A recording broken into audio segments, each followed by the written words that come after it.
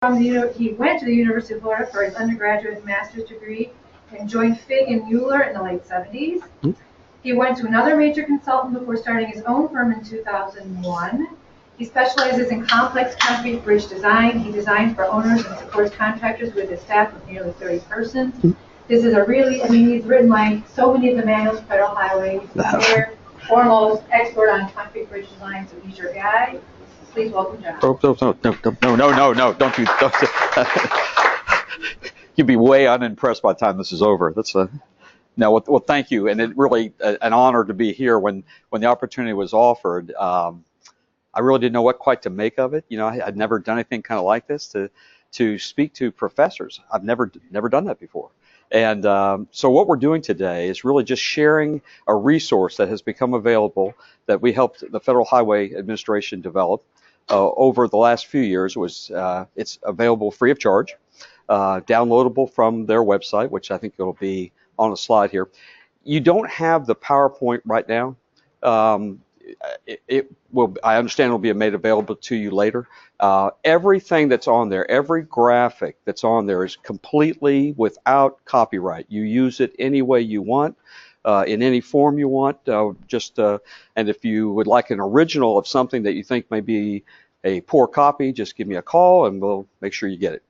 So we worked with Reggie Holt from Washington, D.C. Federal Highway Administration.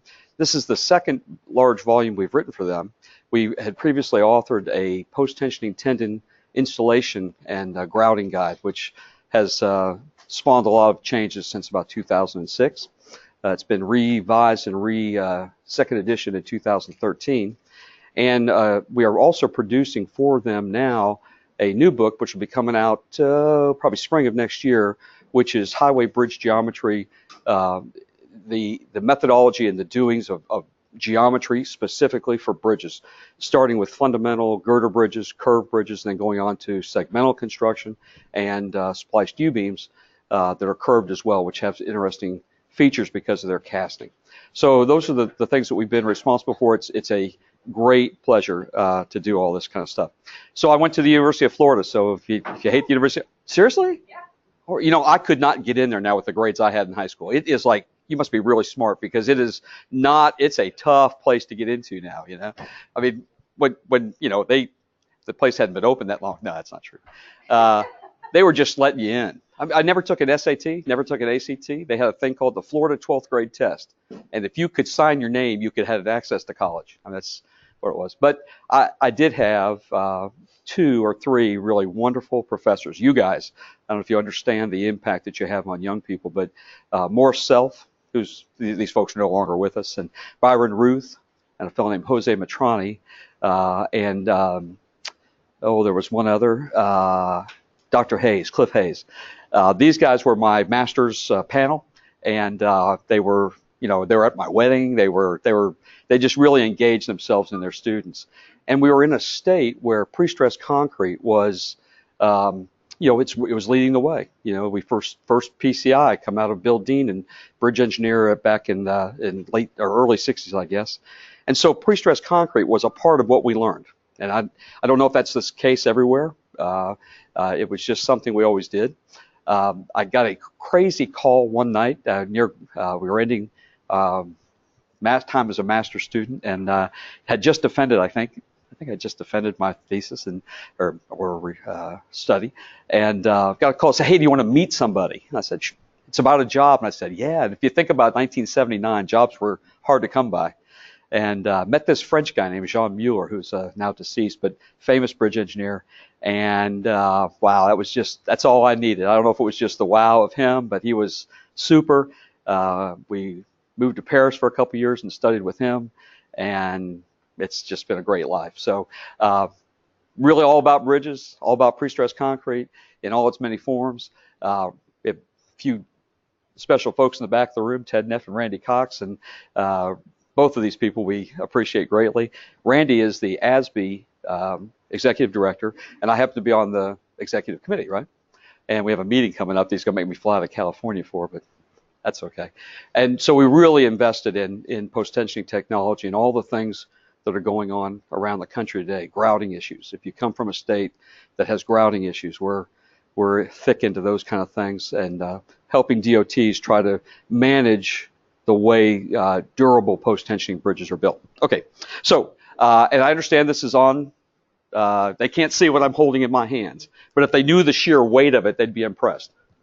Okay, so what I'm holding in my hands is a copy of what is available to you free of charge, which is a box girder design manual by the Federal Highway Administration for California style. It's probably the best way to kind of zero everybody in on an understanding. California style box girder bridges, single cell, multi-cell, post-tension, cast in place on false work, and those are the types of bridges that this one is written for. But the request when we did that was, that's the one bridge type that it doesn't necessarily have to have phased construction, so you're looking at a unit at a time, so there's not a lot of time-dependent construction staging that needs to be analyzed. It's something you could kind of put on a piece of paper and analyze from start to finish. So that was the decided bridge type. It also is widely used in the West, not so widely used in the East, but there are places where it should be used. So we're trying to move this bridge type to a forefront a little bit more in other parts of the country through Reggie's direction and Federal Highway Administration. So in doing that, we had to put that book down for a minute and find the flipper. Okay, so before we start showing fancy pictures, because pictures are cool, right? Does anybody here teach a pre-stressing class? Oh, cool, very cool. Anybody have pre-stressing classes or pre-stressed concrete classes at your university? Super. Okay, good. It really is a place. We're actually having a hard time finding graduate engineers to do the work that we need to have them done. And so part of the manual for me was to also prepare a graduate. I know the demands that you all have to try to push these students out on a very short time frame. That I don't know how you all deal with trying to put that much in their head that quickly with all the other things they have going on. So when we went to this manual, we were trying to picture the type of person, if that person could come out of school, that we'd love to have them know this information. Okay, it's maybe not all there or not possible at the time, but it's there.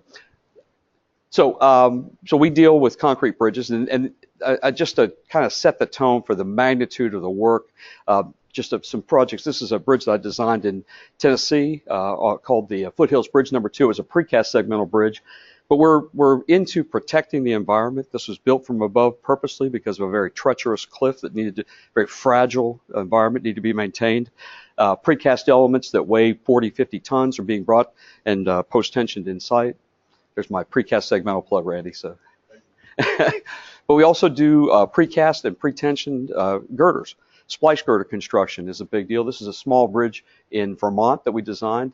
It's a big beam. It's 10 foot deep, and it ended up being a 225 foot simple span beam for crazy reasons of no side spans permissible for continuity.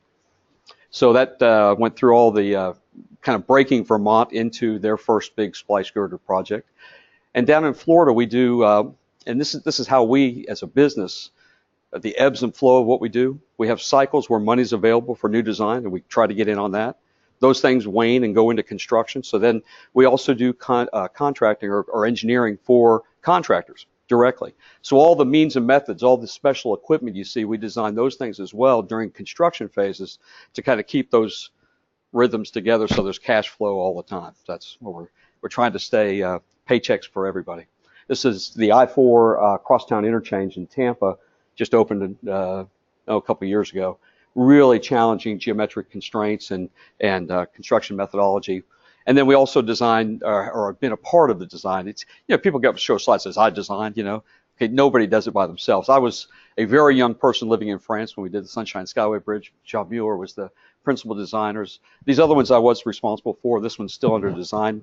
I'm looking at them talking, but I'm showing on the slide the Sunshine Skyway, the bridge down in Colombia, South America. And anybody ever been to South Colombia? Colombia? What a great place. We were working out of Medellin, and it was unbelievable. Típico. Good food, good food. So anyway, so we do long span bridges as well. So concrete, the range of things you can do. But what we're looking at in this manual is that Caltrans style cast-in-place box girder bridge. And whether it be multi-cell, single cell, just a couple shots from the California, actually this is from the Arizona area, and that's the construction methodologies. If you look around the United States, the West embraces this as a go-to method of construction. The Northeast, historically steel industries had issues, right? So that's gone crazy. And in the South, it seems to be South and mostly Southeast precast, pre-stressed beams. So there's been this historical fueling of the contractor's base for the way that bridges come out and are produced by designers, because they are those that they can build most efficiently and most cost effectively. So there's these historic trends that go on that make other bridge types are difficult to break into. So what we're trying to do is to move this technology to other places. So if they have that special circumstance that this bridge might serve a function, then it would do its job well. And so this is the manual that we produced, and that website, again, you don't have this presentation on anything you've been given yet, but that website there just download it. It's like 17 megs. You can take it and impress all your friends with how much paper you can pick up and all that. So we are going to go walk through this book for like the next 3 hours. Okay. So if we get done early, that's a plus for us, right? But the purpose here is not to tell you folks anything that you already know, because you guys, this is what you all do. It's just to show the resource that's available, the level of detail necessary for a young engineer to function in a bridge office that's designing post-tension structures. So we're trying to instill that in them. We did have a principal objective. I think I've already said it. We're trying to get these methodologies and used elsewhere. And all this manual is in the framework of AASHTO, LRFD. I think it's written, we had to cut off a time. It's about 2012 with, I think, 2014 updates. It does not include anything with, if you've been following restructuring of AASHTO Chapter 5, it doesn't include any of that. So I guess this is perpetuating work. I imagine we'll get a supplementary agreement eventually to update all the code sections and do that. And we had a target audience. We're looking for somebody that you produce, right? A graduate engineer who has been working for a year in a bridge office. And he has been exposed, or she has been exposed to pre-stressed concrete, but has never really spent any time doing it. So maybe they had a class in college. Maybe they just had part of a few sessions where basic principles were understood or presented. So that's where we're trying to start from. So when you see some of this information, you'll think, fundamental, but you're the folks who make the bridge between your extensive knowledge and where these people are at and need to go to. So anyway, that's where we are trying to get to. So there were hands on who teaches a class, and have you have an experience of producing someone who then went on to design bridges? It's just a topic. You don't go that far. Yeah, it's kind of funny because it wasn't like you had a bridge track you can follow, and end up with bridges. You just that's where you fall in life, it seems. I think the University of Florida at that time was very fortunate that we did have people who were still involved in very early PCI, and so there was kind of a bridge bent to it. So how do you get these people? And we are really slack in finding folks who think it's sexy enough to design a bridge, And we think what we do is pretty cool stuff, and it's like, it's tough. They're all off doing other more interesting things, I guess, with their engineering backgrounds. But we would really like to improve those kind of folks and have them be that way. So this is the mind that we're trying to do. The general organization, and I again apologize that it's a book, so you're going to listen to the contents of a book, and so that's lock in. Get ready, you're sitting down, and we're here. But it is broken up into 4 major sections. Again, when we were told about, tell us how to write a manual for design this type of bridge, it was one of those, if you've sat down to do this kind of a research project where, before I do that, I have to do this. But before I do this, I have to do this. And all of a sudden, you're 10 steps back just to get back to where they want you to start from. And these 4 chapters are fundamental post-tensioning or pre-stressing concepts, material characteristics, things like that. losses, time-dependent losses, mechanical losses in pre-stressed structures. And then after we chew off the bulk of those 4 chapters, we then move to 5 chapters that are dealing more with analysis and design. And again, in the framework of AASHTO, so you'll find things where a slab thickness is specified by a section number in determining a cross section, and then you'll find things on how differences between traditional shear and modified compression field theory or strut and ties are compared in the shear section. And behind these, there were still a few things that were missing. And how do you write a book about analysis when you can't analyze anything?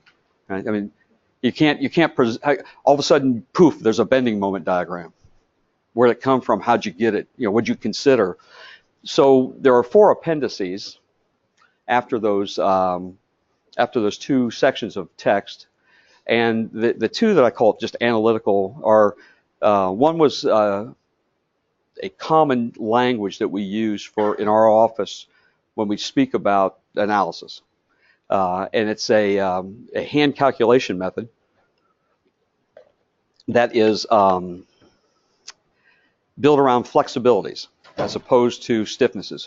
So if you take us back to the era that the gray hairs got out of school, then we're all Hardy Cross moment distribution stiffness matrices. We're going for it, right? Here comes the computer. We go for it. We're done. We're on our way. Well, living in France after World War II, the issue there was no materials, and they've got to stretch. And there are no computers at this time. This is like 1950s, 1960s. So they're looking for ways to analyze things using advanced procedures, specifically post-tension concrete. And there is the inverse of moment distribution, this moment of joint flexibilities, that becomes the language that we work with in our office. And I'm a great advocate of it for a young person, because you get a very good sense of the way a structure is behaving just by calculating a few characteristics of the bridge. So in moment distribution, you know what you do, right? You get fixed end moments, you release them on the structure, and you solve the structure. And then that comes the next load case. You're like, I got to do it again, and I got to find new fixed end moments. And somebody's got to have a fixed end moment table, and however you might do all those things. And they say, well, I use a computer, so I'm not going to do it anyway. You all know what happens when a young person puts stuff into a computer. And they come into your office, they say it works, and it doesn't work. It doesn't. You're just looking at the size of the element, thinking something's wrong here. So that's why we make them learn this methodology. It's not hard, but as opposed to fixed end moments released on a structure, we look at a beam that's isolated from the structure and understand its ability to rotate, its flexibility, because I can use a method maybe like a Newmark's method of like numerical integration or conjugate beam or some other old hand calculation. I can find the end rotations of a beam, simple span beam, anytime you want to, without a chart, without knowing anything. And so you're completely within the realm of your capability in the field. Something's going wrong, and you need to know, why is that bridge sending that much moment down past that column? And you've got to do something right then. So, and then those restraining effects of the adjacent structure are then applied, and then we then find the forces in the remaining of the structure that because of the restraint of that simple span. So it's exactly the opposite of it. It's not fixed and then released. This is released and then fixed. And then you, by superposition or summation, add up all the effects in the spans to produce. I mean, there is math that has to go into it. And we're going to stop it at some point and kind of look at that method, because it's relied on in the manual. You as a teacher could do something totally different. You may have available for them, because they're your students, an analysis model, whatever software you like to use for analyzing things, and say, in this example, you use the results from this run, as opposed to making them, because the analytical method is probably almost a little subclass by itself. But it really gives them tremendous capability to do that, to look at structures in a way that, specifically bridges. It's tougher. It's less friendly for vertical construction, just because of so many different degrees of indeterminacy. But in a linear bridge structure, it's either on bearings and fairly simply support or free to rotate from the substructure, or maybe some integral columns, and that way we can take care of those fairly easily. So it's something that's acting more in series than in parallel, so it's kind of an easy calculation to handle. And then there's two examples at the end where we take two bridges, a straight bridge and a curved bridge, which are, you start to break off certain things, like all of a sudden now torsional characteristics and distribution of torsional shear flows around a multi-cell girder come into play, and where does that come from, and how does the guy or gal get our hands around that, which led to the second technical appendices, which was, there's some great texts out there that deal with torsion, and starting from, circular bars going through other shapes, if you go back to like Timoshenko and all those kind of things, but I couldn't find it in one place where it all of a sudden just led to the end of how do I get my torsional constant for a multi-cell box girder bridge. It was kind of lost in the bowels of Caltrans 1950, and so I wanted to go from beginning to end with that subject matter, so that somebody could start with a very simple and yeah, it's rich with derivations of things, relies on other people's work to kind of make the steps between steps. There are certain assumptions that are made that need to be held to, but it is what we do in the workforce. It's a real calculation, and it's what we use to generate stiffness matrices and tie to big analytical models for analysis. Okay, so that's the general layout of the book, and so just seeing it more specifically, that first section of 4 chapters, we introduce to the student what the bridge type is, how it's built. We go through, we're going to crack into each chapter a little bit just to get a feel for them, and as opposed to talking for a long time, if you guys want to talk too, that's kind of cool. So, all right, okay. So you have to have materials. So now we're inside the AASHTO code. We'll see in a second that there are a multitude of material characteristics and sources you can rely on that AASHTO refers to, which really makes it confusing on what model of creep or shrinkage you're using, whether it's ACI or CEBFIP or some other method of a more unrefined method of calculation. And then we just need to get people up and start telling them what pre-stressing is. It's P over A, MC over I, and we're going to town. But there's a couple twists on it that we use in our office that I think are very helpful, that Mueller all taught us. And then we have this idea of losses. And in those 4 chapters, if you can get through those 4 things, then I think the gals ready to go. We start thinking about it. And then we get into preliminary design. How do you size a section? How thick is the web? How, to start before you get the process going. And then we either, on this bridge type, have piers that are integral. Most of the bridges in California, I'd say most, are monolithically constructed between the column and the deck. So, all those bending moment issues, the shrinkage of the concrete, what's happening to the columns as that happens, thermal expansion and contraction now engages substructure. And then we're going to move in the next 2 sections, really have to do more with final design considerations. So in 5 and 6, we've kind of gotten our preliminary design set, and then it's time to model and because eventually you do have to turn on a computer. You do. And it just has to happen. There's great software out there. We have some of our own, but there are many good software packages that'll go through all limit state verifications. So language, I don't know how many folks are around the AASHTO community, but it's all limit state based on certain reliability indices, and we have service limit states, we have strength limit states, and all kind of new load factors that have been introduced into LRFD. And so it's very much in that environment. It's not going to be an ACI type of approach. It's going to be an AASHTO approach. And we do that for the longitudinal side. Yes, sir. Yeah, are we ever going to see in the near future a switch from this kind of serviceability type design to a strength design approach, pre-stress? I would think not completely. That we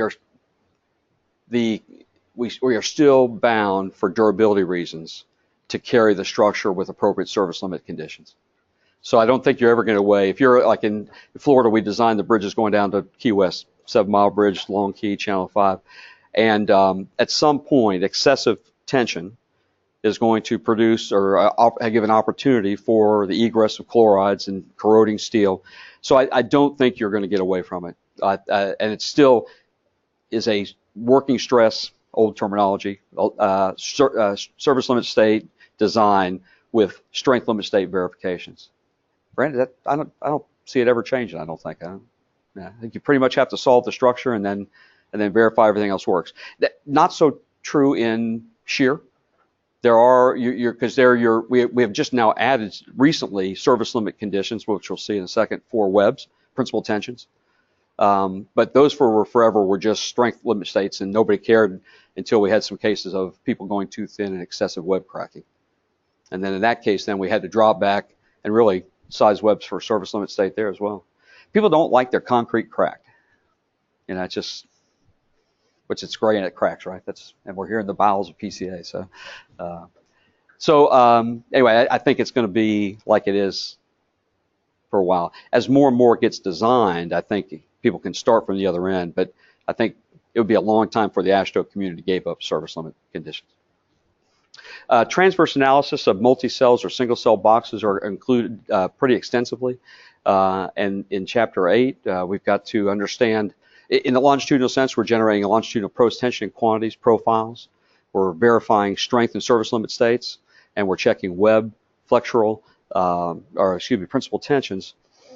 But then from a reinforcing perspective transversely, which we'll see in just a second, those live loads produce local transverse effects in the bridge decks, and all those approaches for analyzing. Right now, for production purposes, I'd say there's not anybody in the country who solves the structure three-dimensionally one shot and somehow has some integrated procedure, shells and plates and membranes and all this kind of stuff. Pretty much I'm running a beam design and I'm running a frame design, the transverse directions, and then I have rules for combining the reinforcing so I'm not over-reinforced. And so we're going to look in two orthogonal directions in our analytical approach. And then there's some other design considerations to think about.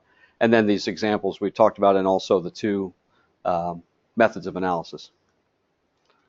Okay. So do we go till 3 o'clock? Is that the... Reed, look up at that schedule and see if are we done at 3? 3 o'clock? Okay, great. Thanks. Okay, so Chapter 1, and this will be the format that we talked about. We are a lot of, I think, interesting text on where the bridge type came from. So we do have, here's cast in place bridge construction. It's a bridge we did in Atlanta, Georgia for the MARTA system. A lot of transit construction in the future, and a lot of applications for, this is a bridge was designed at first precast and then went cast in place by the contractor. And we begin to introduce elements, as for those folks not here today, on the right-hand side of the screen, you'll see false work towers that are going to support what we call the dance floor. Of that place where you have a safe working platform above, on which you then place formwork, of which you then perform your construction activity. But neat, nice, clean lines, a lot of aesthetic appeal for box girders these days, obviously the curving alignments and all those things that give it appeal for as a bridge type. So what reason we put the pier on one side? Say again? See the pier here is only on one side of that bridge. And this is by analysis, or this is just by randomly located like that? I guess I'm missing. Yeah, go ahead and point to it. This pier here. It's really one-sided, isn't it? No, it's actually concentric. It's hard to see, but we've got a bottom slab that is the same width as the column. For those not watching, it's on the right-hand side, and then cantilever wings with sloping wings on either side. So it's a little bit of an illusion, I think, in that picture. If there had been more, if the lights were off, you'd see the difference in the shading below. Sorry, yeah. Now, we do have cantilever piers often, but usually there's something below that you have to miss, to do that. We explained to the learner the wide range of span lengths that concrete construction can cover. And you can see where this bridge type is falling in there, cast in place on false work. These are most economical. There are places where you can stretch the limits in either direction. But from anywhere from 100 feet to about 250 feet, this bridge type really can rock. And you see where all the other different places seem to add. in that. But we're building concrete spans regularly up to 1,500 feet and in cable stay, and so it's a really robust material and really has great sweet spots for different kinds of bridges. So this is just span length. There are other reasons then that the designer might pick this bridge type. Curving alignments. It's tough to do something with too tight a radius out of precast beams. It could be an issue with aesthetics. Like we just said, the people in this community wanted something a little bit more beautiful to look at. And so this is now the terminology of the cross sections we're talking about. So we go through and we define a very straightforward series of terms. We want everyone to understand that our boxes are made of top slabs, cantilever wings, webs, and bottom slabs. We speak with those languages all the time. Sometimes there's a lot of overlap. Top slab sometimes means the full width. Top slab sometimes means the width between webs. You can go as you'd like to go. But these are the components we're trying to get a handle on how big they should be and how they should be designed in this process. We spend a lot of time talking about hardware, what has to go into the pieces of the bridge, so the parts of the bridge, and we discuss anchorages. On the far or the upper left-hand side is a multi-plane anchor. First era plates were pretty much rectangular plates, maybe a sheet metal trumpet to get you down to a duct, and they work great, but they're large because you're transferring the anchorage force over just one plate. And so you have large details, massive diaphragms. Multi-plane anchors, you can see the three different, on the upper left there, 3 different planes of resisting. So that force is being transmitted over a more compact size, so it allows the members to be smaller. You chase in the positive direction by decreasing weight. However, it does produce a very, very large localized area of tension directly behind the anchor, so we have large confining spirals to be sure and anchor those, or to keep all that concrete integral. We use flat ducts in the upper right transversely. If the slab spans, the top slabs, cantilever wings are long enough where service limit states would cause tension, then we have to transversely post-tension those. And we like to put those in a flat duct because it allows us to maximize eccentricity in very thin sections. And then, we use post-tensioning bars, not so much in superstructure, but there are occasions where bars are robustly used. I added the cap picture in the bottom left because I'd say the most significant change over the last 10 years, or maybe even 12, is the move towards enhancing the durability of post-tensioning tenons. And there are a lot of things. Florida takes a good leadership role. Virginia doing good work as well in pushing these things forward. But one of those things now is permanent plastic grout caps. Early days, we'd take grout caps off and just cover them up with concrete sometimes. Or sometimes we would leave a different kind of cap in place.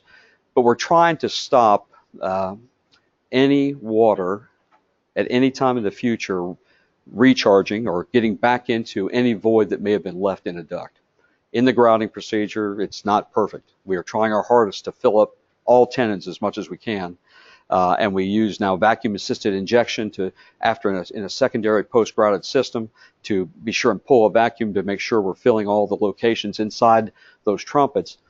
But just in case, we want that permanent grout cap to be there to protect, along with other details that we've expanded upon. Florida is taking the lead in flexible fillers of getting rid of grout and using wax to inject the tenons. We haven't done anything of any size yet. We're all waiting to see that the tests look promising. Technology that's used in a limited fashion in France. So we'll see if that's going to be a right turn for them or not. There are still some issues. It's a 200-degree material going in, and when we've seen blowouts and people get burned, you got to be very careful. And there are voids. It doesn't seem to get rid of voids, but it looks like a way that you could replace tenons. And I think Reggie has walked into the room here recently, and a move which personally and also corporately of completely replaceable tenons is a place we probably need to go to someday if we can figure out all the details, so that these bridge types service lives, which are now calibrated to a 75-year live load model, are expanded tremendously. And if we can do that, then infrastructure costs come down, your tax dollars get saved, and you get to build new bridges and, have more nice testing facilities at your universities.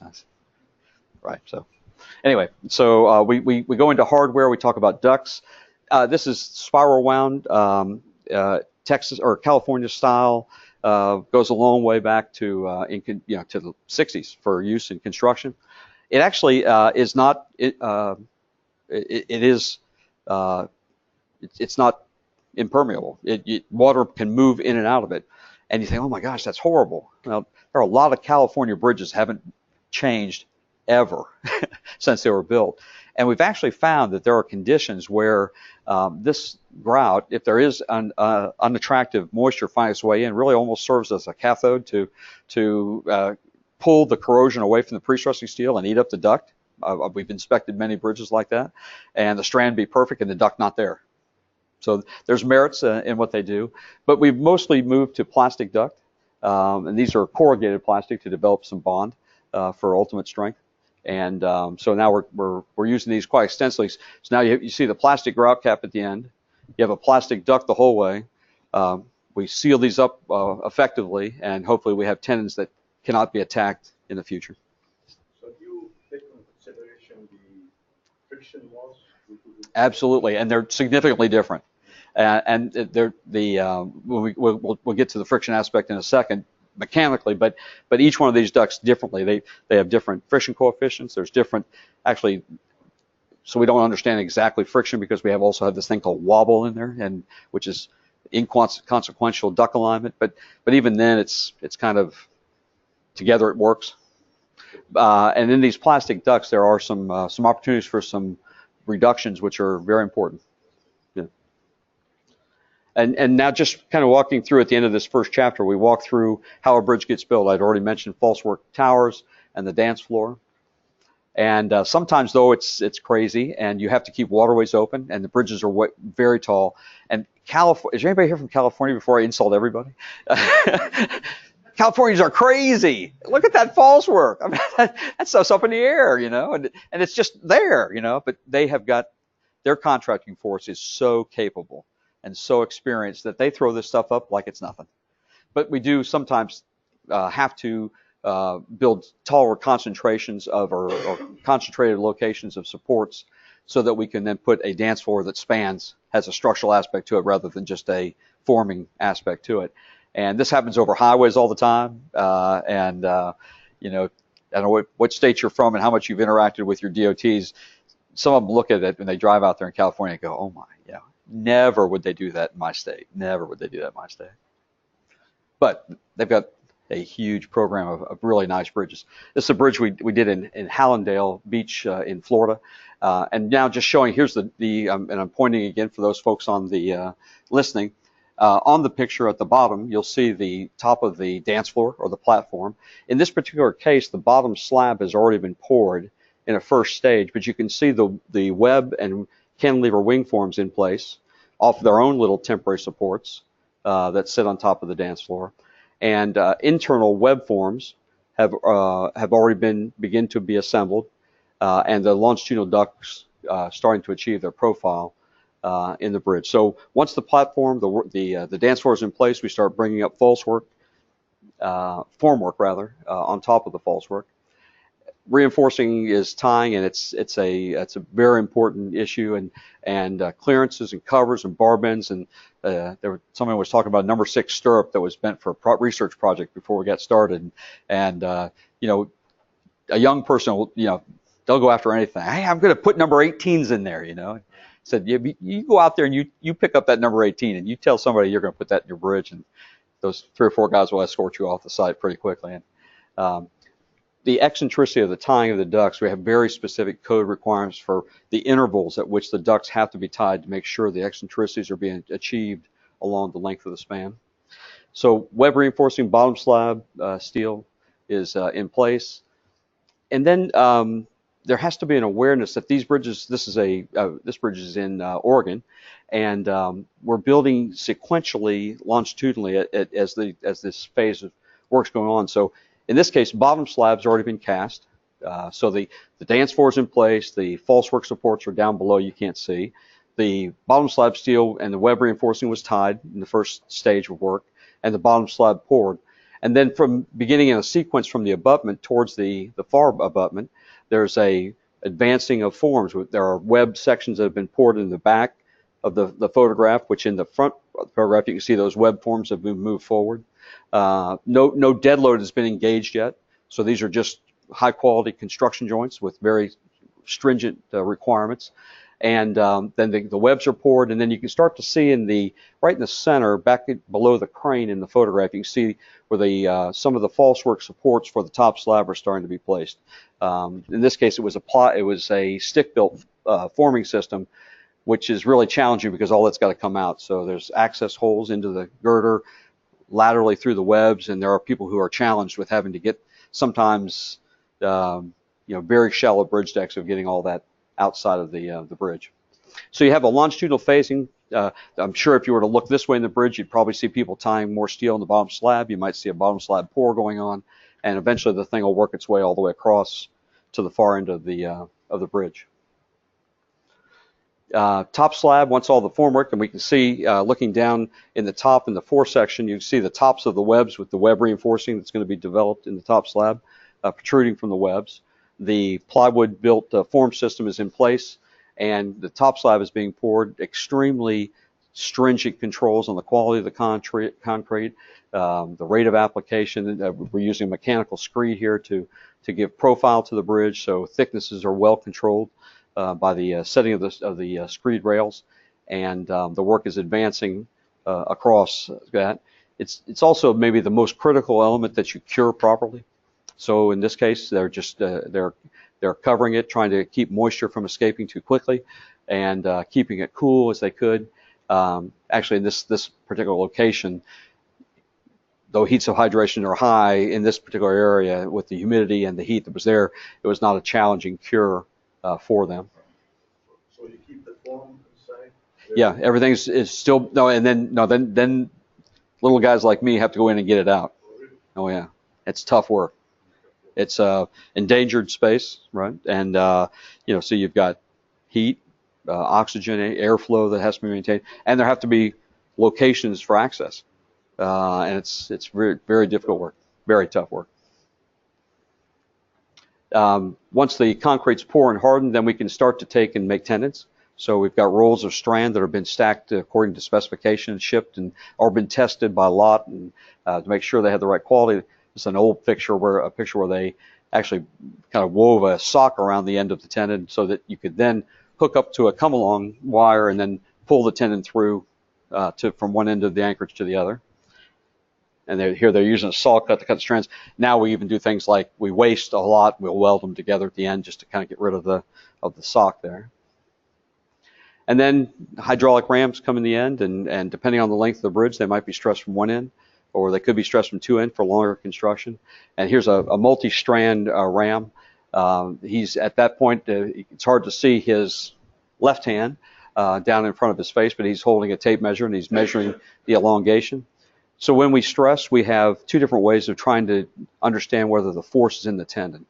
There are gauges on the jacks, which are maintained in a very high state of calibration.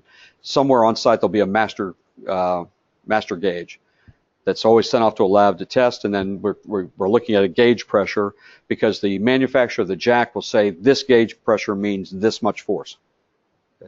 And then the other way would be by elongation. So AE over L, and you got a P, and you measure that, and hopefully your gauge pressures and your elongations are predicting the same force.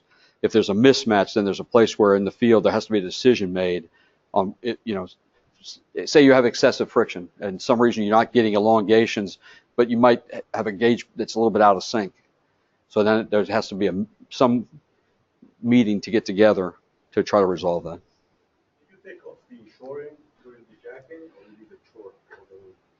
It's still on shoring, and the post-tensioning is going to help disengage it from the shoring. Yeah. So not until the tendons are stressed do we engage the dead load. Okay, so that's what they see in an introductory chapter. We're probably gonna have to maybe speed up just a little bit, but um, it's really interesting work, and people have to work hard to make these bridges. Bridges like this, may cost in California, anywhere from $150 to $250 a square foot. So you think about how much you pay for your house, and kind of say, hey, how much bridge could I have bought? And so it's really interesting work. So materials now, we're not trying to. I've given the expanded table of contents here because we're not trying to so much be material scientists as we're just trying to tell them what the code makes you do with regard to what you need to understand about materials with regard to the structural implications that it might have. And so we're interested, obviously, in compressive strength of concrete, modulus of elasticity, things that you teach these folks in a reinforced concrete class already. There are issues with tensile strength. We do rely many times, especially for principal tension and for transverse bending of a top slab where we might go into tension. So tensile strength is an issue. But where the AASHTO code kind of falls apart a little bit is it does not have a great method of predicting the change of these features with time. It has a lump sum method for computing losses, but there's no programmable methodology that says, here's a curve. If I have these certain initial characteristics, I'm going to creep 2.5 times at day 4,000 or something like that. And so as a result of that, it integrates into it other design specifications. And one of those is the CEB FIP, which is Committee European of Concrete, Beton, and the FIP, Federation Internationale de Précontrainte, the International Pre-Stress Federation. So those two people, that group together has a wonderful code, and it does take on the task of developing equations which allow a programmer to track time and see the change of state of deflections or stresses with times as materials relax or concrete creeps or shrinks and those kind of things. So we lump that all into this issue of volumetric changes, things that cause forces to happen as a result of that. And then we have the more predictable precessing strand characteristics, and we cover those just as a reminder. They're going to need all this in later sections. They're going to need stress strain curves for pre-stressing steel and mild reinforcing so they can compute ultimate capacities of flexural members. So we're giving that to them at this point. And so we sometimes maybe we drop back too much, but this idea, how do we get a 28-day modulus? Where does it come from? Is it a tangent modulus, secant modulus? How's it happen, and how do we establish that? So typical stress strain curves, and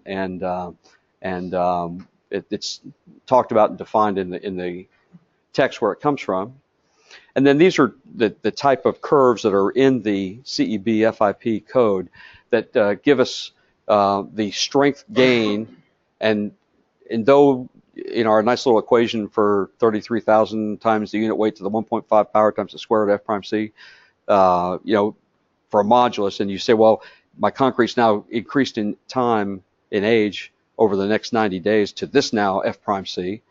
Now I can compute a new modulus. It doesn't work that way. There's different rates of change. And so that code gives us the ability to now track time with that. So as an analyst, what the implication is, over a small time step, there might be a little bit of shrinkage, right? So I can go into an element inside of a structure in the stiffness matrix, and I can shorten that member and then produce a series of fixed end forces, and I can assemble all those fixed end forces into a global loading matrix, and I can solve the structure so that I can now find a time step implementation of forces on how the stresses have changed of that incremental shrinkage. And we'll do that for days and days and days and days and understand deflections and stress changes over time. The same thing happens then with creep and shrinkage. They have features in their code that allow us to mathematize a change of stress. A lot of discussion about the validity of these curves because there are folks in the States, great folks at universities, who have results that don't seem to match this sometime. And there are other people who would like to see AASHTO adopt their own set of equations. Maybe they should someday.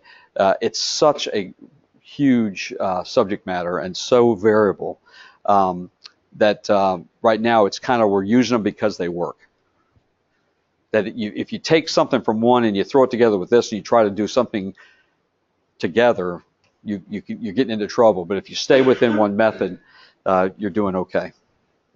And then we have pre-stressing steel, and we just compare it to mild reinforcing, and the features, the things we need to know. Pretty well known, very well known material characteristics for bridge, strand, and mild reinforcing.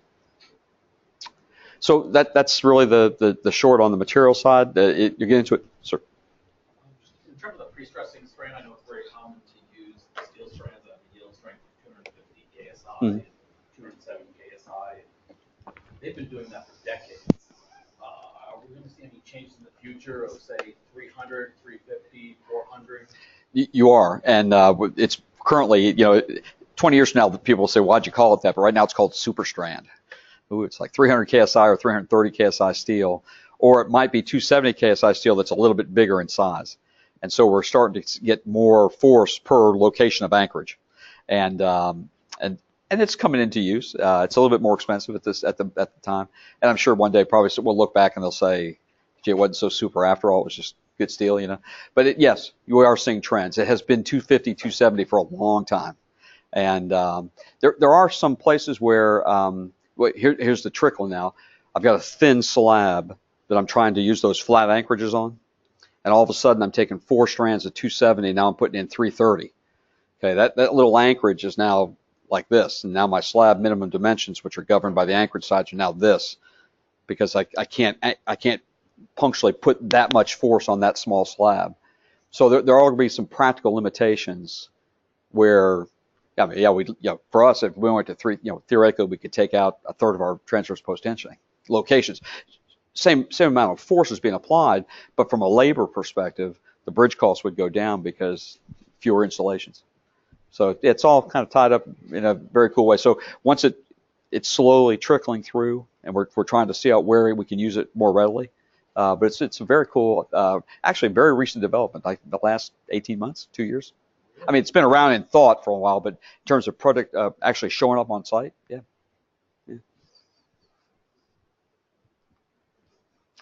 Okay, so now we're back in school, and this is Morris Self. God rest his soul. Morris Self was my favorite professor of all time. Actually, Dr. Ruth was my advisor, my major advisor, so I had to pay him homage, but he was like a materials guy, and I was just working for him for research money, just so I could live, and y'all have done that, right? You're just getting by as a grad student. And at the University of Florida, I guess, so it's Wheel Hall, right? Still Wheel Hall? You haven't moved or anything, made it nice? Still have that kind of ugly lab down there? Okay. So if you look down through the windows, okay, over this side, I don't know if it's still there, there was a curing room for cylinders and stuff like that, okay? And I, for a year rather, tested so much crappy Florida concrete. All the roaches, you open that door and the roaches just flee, it was every piece of clothing you owned had sulfur burns in it from capping cylinders, and it was just. So your office is Florida or California? In Florida, in Tallahassee. Yeah, God's country, yeah. If you've been to Tallahassee, you might question that, but which makes it tough, right? Because I'm a Gator living in Seminole country. Okay, let's make it real. And when we went to school, they didn't have a engineering college at the University of Florida State, so you had to go to Florida. That's what I tell them anyway. And we just put up with those Seminoles for now. In the time of the chair, it used to be Cadasco. Yeah, he was after me. Yeah. I had a project with them. Really? Yeah. Wow. They're good folks. We were. It was a. I think I liked Dr. Self so much because he also had a side business, and so I think it was homework, but it was really trying to see if anybody could come up with a really good answer to a problem he had for a client, and so there were very practically based classes, and I kind of thought it was kind of we were a little blue collar almost, it was just kind of getting into it and really. Anyway, Dr. Self was was who taught the pre-stressing classes. I don't know. Yeah. Don't know. Okay. Yeah. We had guys like Byron Spangler. If you're looking, you see names on walls, on plaques, right? These guys, He was the chair of the undergraduate section at our time, and if you call it a chair, and yeah, he was fiery. Um, it, I thought it was a great school. Yeah, yeah. The okay, when you were doing your thing, did anybody have a minor? Like you're going through and you're doing your civil engineering, but they made you do something else just because. So I had this idea that maybe if bridges didn't work out, that hydraulic structures would be important. So I took hydraulics as like a minor. That was stupid. So we had a guy who was very well known. Christensen was his name. He has gone on also, but he never had a textbook, and he'd start at one end with perfect handwriting and would write all the way around the room, and he'd say, "You got it? Okay, we'll see you. Bye." And that'd be the class, which I don't know from a teaching perspective, but we had a final one night, and at that time the stadium was much smaller than it is now, and there was no south end zone at all. There were bleachers you could see through, and they would play the high school state championship games there. And so we'd sit in a classroom, and you could be bugged by marching bands on a Friday night when you're having a final. And he walked in, and there were 7 of us in this open channel flow class, which is so when he wrote down a problem and he left. And he came back an hour later, and none of us had picked up a pencil. There's not a mark on the paper. We had no idea what he was talking about. And so and I don't know how proper it would be now. So he said, "Obviously I've made this too hard. Come back tomorrow. We'll try again."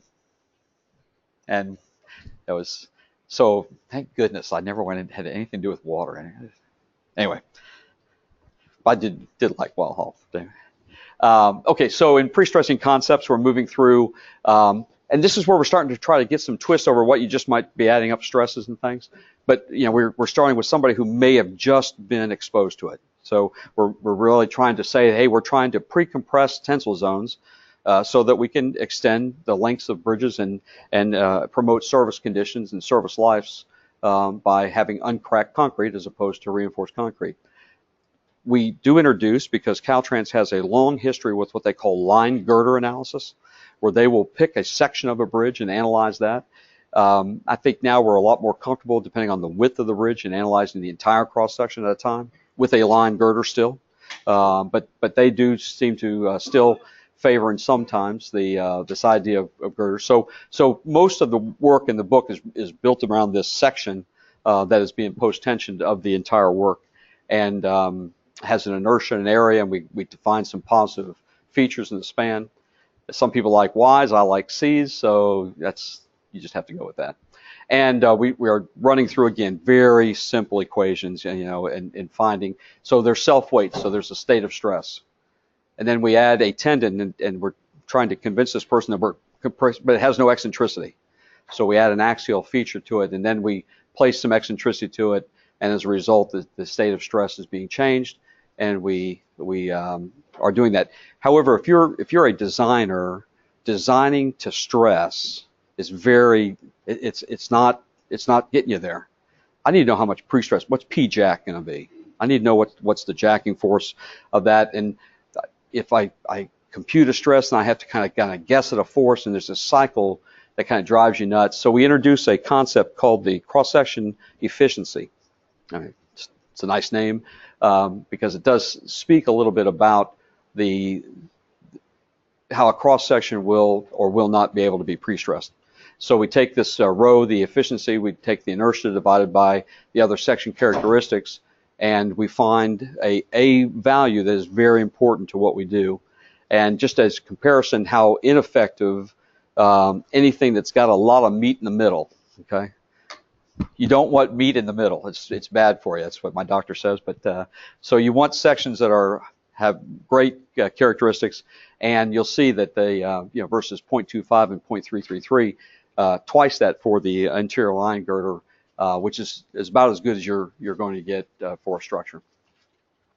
And where it comes into play, not seems to come into play, is that characteristic. You can do the math of just going through your basic equation, P over A, MC over I, FE, C over I, and you can show that for a given force, the limit of that force and where it can be placed in the cross section relative to the neutral axis will be that neutral axis height, C, times that efficiency to cause a state of zero tension in the bottom, and likewise a zero tension at the bottom. So we're defining the kern of the section. So anywhere in between that given force, anywhere between those two limits, no tension will exist in the concrete. So that's great. Okay, is that always the case? Do those lines ever move? What do external effects do to that? And can I solve for a force and not have to deal with stress? And that's what we're trying to get the designer to, not just checking stresses, but actually choosing forces. And so we do get this idea of a kern that is anywhere it's safe, any force within that area, any eccentricity, no tension in the concrete.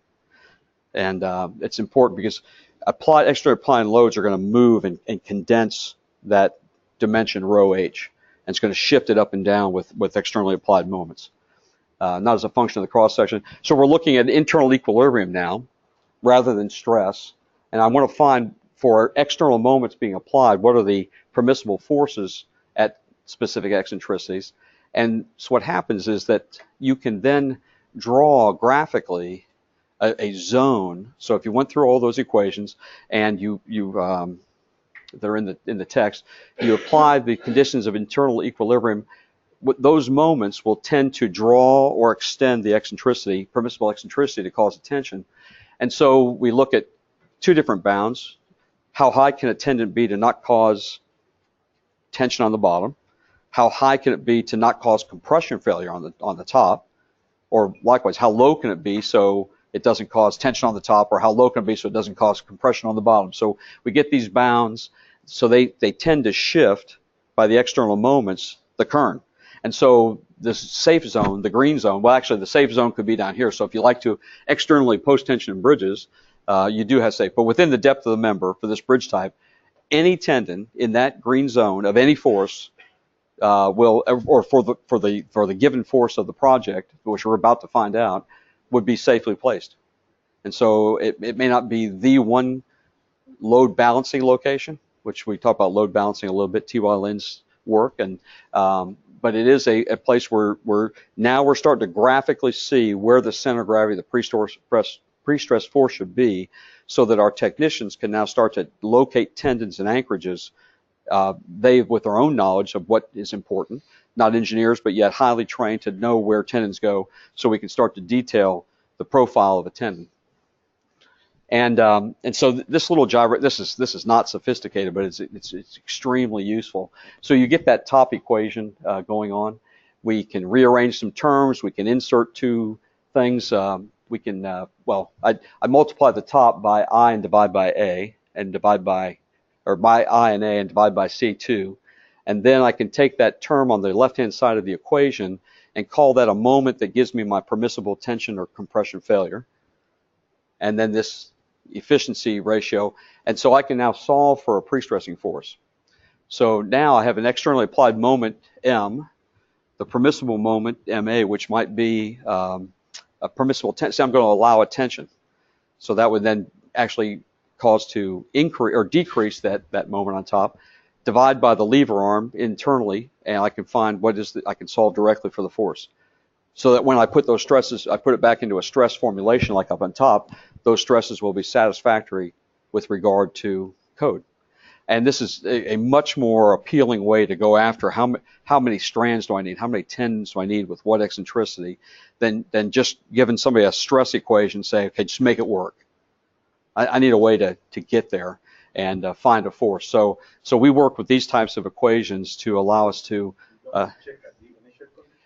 oh yeah, and now once the force is chosen, and then I'm going to take my losses back into that, because this is after loss, right? Now I have to compute losses so I can back up one step to get my jacking force. Then I'm going to go back to initial conditions and do all my stress verifications. So we take the equation apart to find a force based on the cross-section, geometry. We pretty much know the tendons are going to be low in the middle of the span, high at the pier. So we can get an idea where eccentricity will be, and then we can find forces directly, and then go back. And we do talk a little bit about equivalent loads or load balancing. Some folks, you might, there's so many different aspects you could just kind of break off and do your own little thing. If you're just trying to get somebody to understand matrix methods of analysis, this equivalent set of forces, if we were challenged with writing general stiffness solutions and assembling stiffness matrices, and this is back when it was new stuff, and and so we would We could assemble sub-elements and solve a structure. So we have parabolic tendons, and in this case, a parabolic tendon produces a equivalent uniform force. We have some end forces as a result, and if we pick the right eccentricity, we can exactly balance and the right force those external conditions if you go right to the load balancing condition. But load balancing isn't necessary because we can have stresses in excess of minimums. And then, so that's all the kind of basic stuff. You're going to pre-stress, you got to pre-stress. It's a beam, simple span, but almost every bridge these days is post-tension is continuous.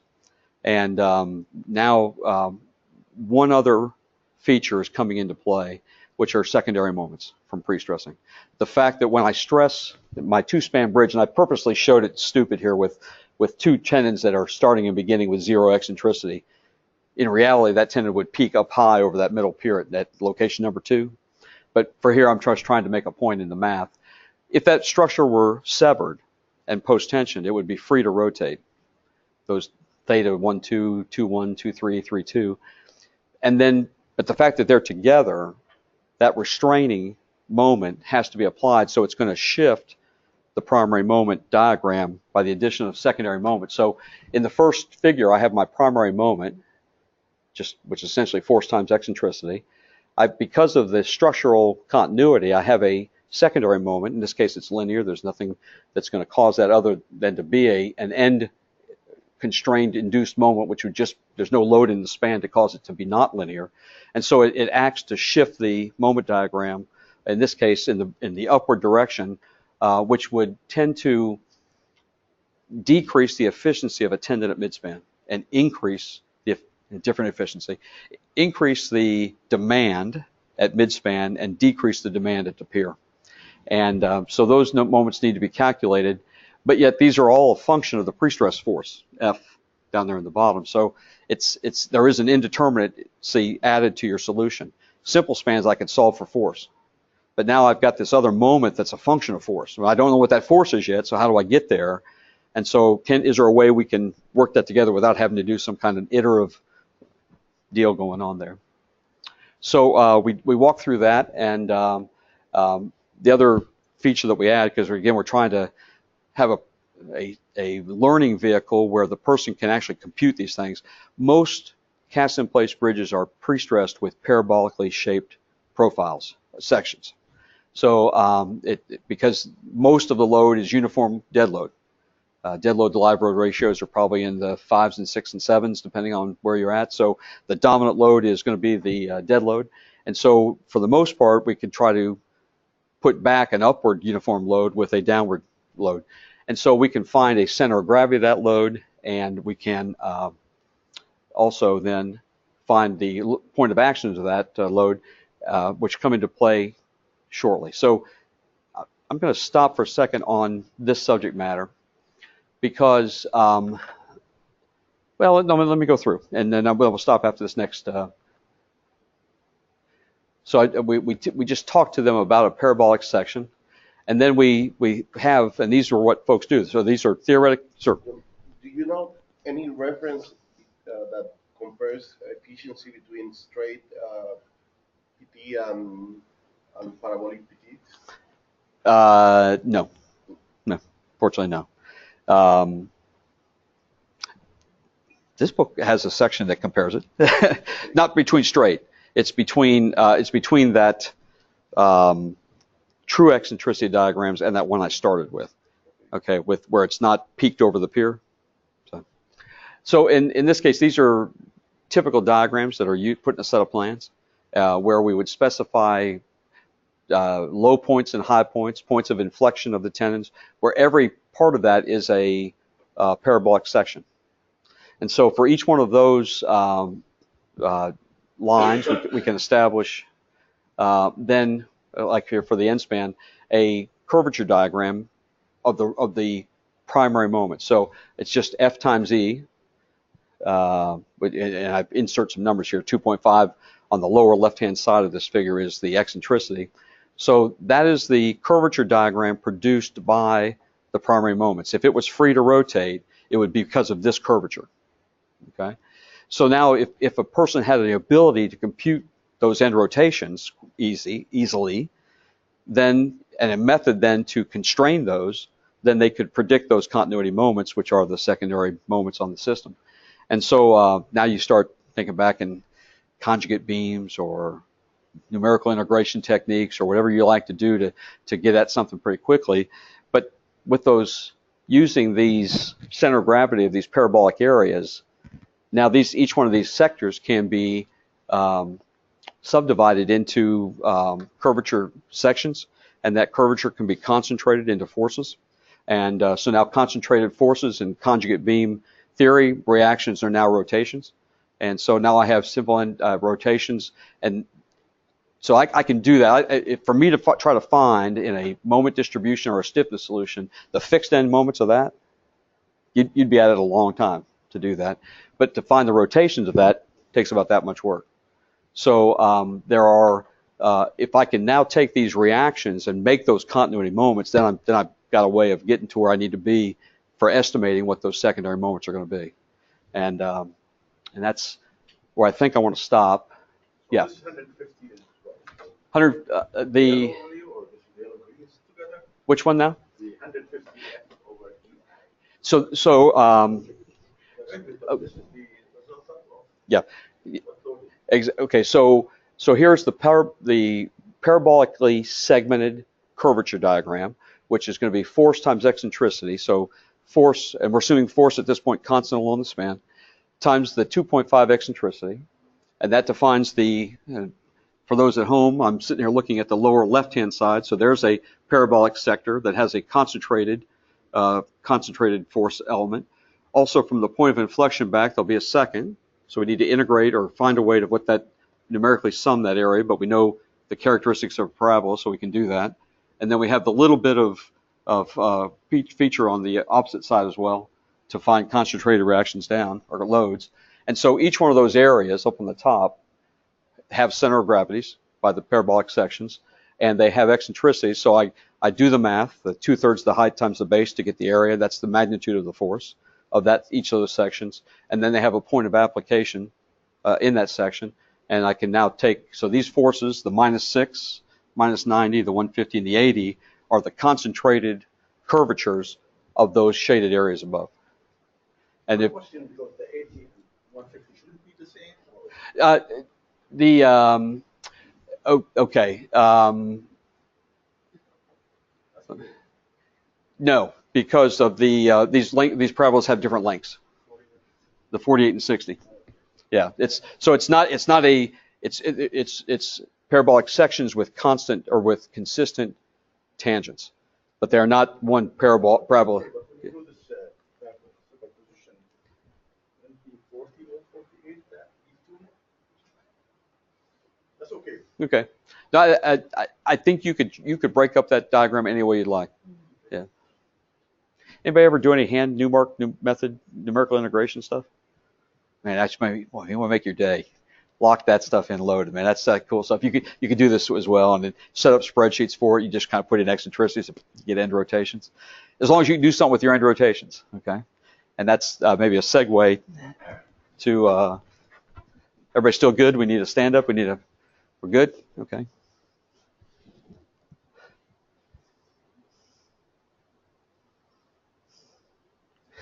So I've walked over for those at home and have changed the screen to Appendix A, which is this method of joint flexibilities, or flexibility method, which is the inverse of moment distribution, Hardy-Cross stuff.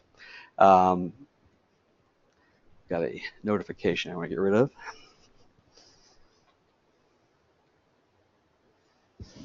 And there's a lot of history given there about how it came about and what we're trying to accomplish. But its purpose, rather than, let me make that bigger.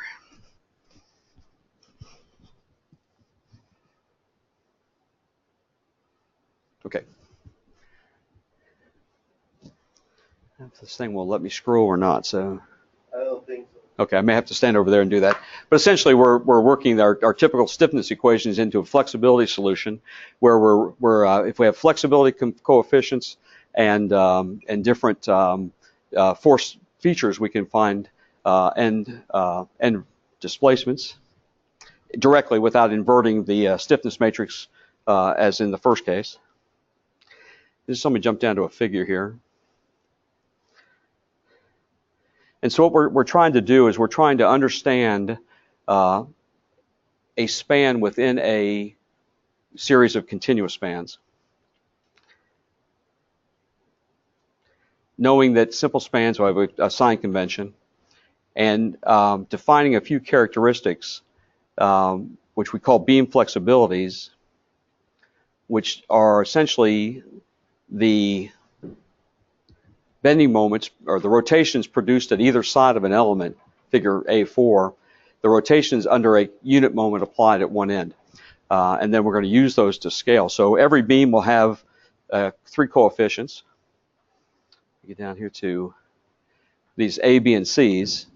Because of all that similarities and Maxwell-Beatty and all those kind of guys, we get that B's are B's because we have a constant uniform cross section. They're equal, and we end up with flexibility coefficients for those. And this one, I'm not going to try to get into the equations. I'm just trying to end with the idea of this figure here, that we're now severing the structure, the beam from the structure, finding simple span rotations, applying continuity moments, Mi and Mj, so that we have compatibility of final rotations at those supports. That's the basis of the method. And once the math works through, we can isolate and look at structures. We can then look at the isolated structure without the span. We can understand its flexibilities and determine a bunch of equations later, but essentially we get to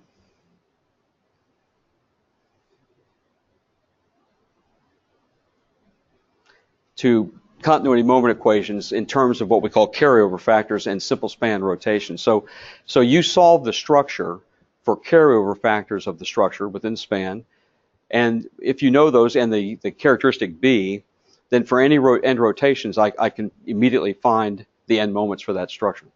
So in this case, those rotations, omega I and omega J, would be the reactions on that conjugate beam. And so I put those in there with these things, and all of a sudden now I've got the moments. Those moments need to be distributed out with the carryover factors to adjacent spans. They'll diminish as they go away from where the load's applied. And then I'll do that for every span and then sum up every span to get the final effect. And so there's a very simple way then, I mean, after all that gyration, of relating simple beam rotations to continuous beam end moments. That becomes harder if the section Exactly. So A, B, and C, those things, I went very fast, but A, B, C, the section, the beam characteristics themselves need to be found by some method of integration or something, right? And the carryover factors, and then, okay, so this is a one-dimensional, 1 degree of freedom system, right? Rotation.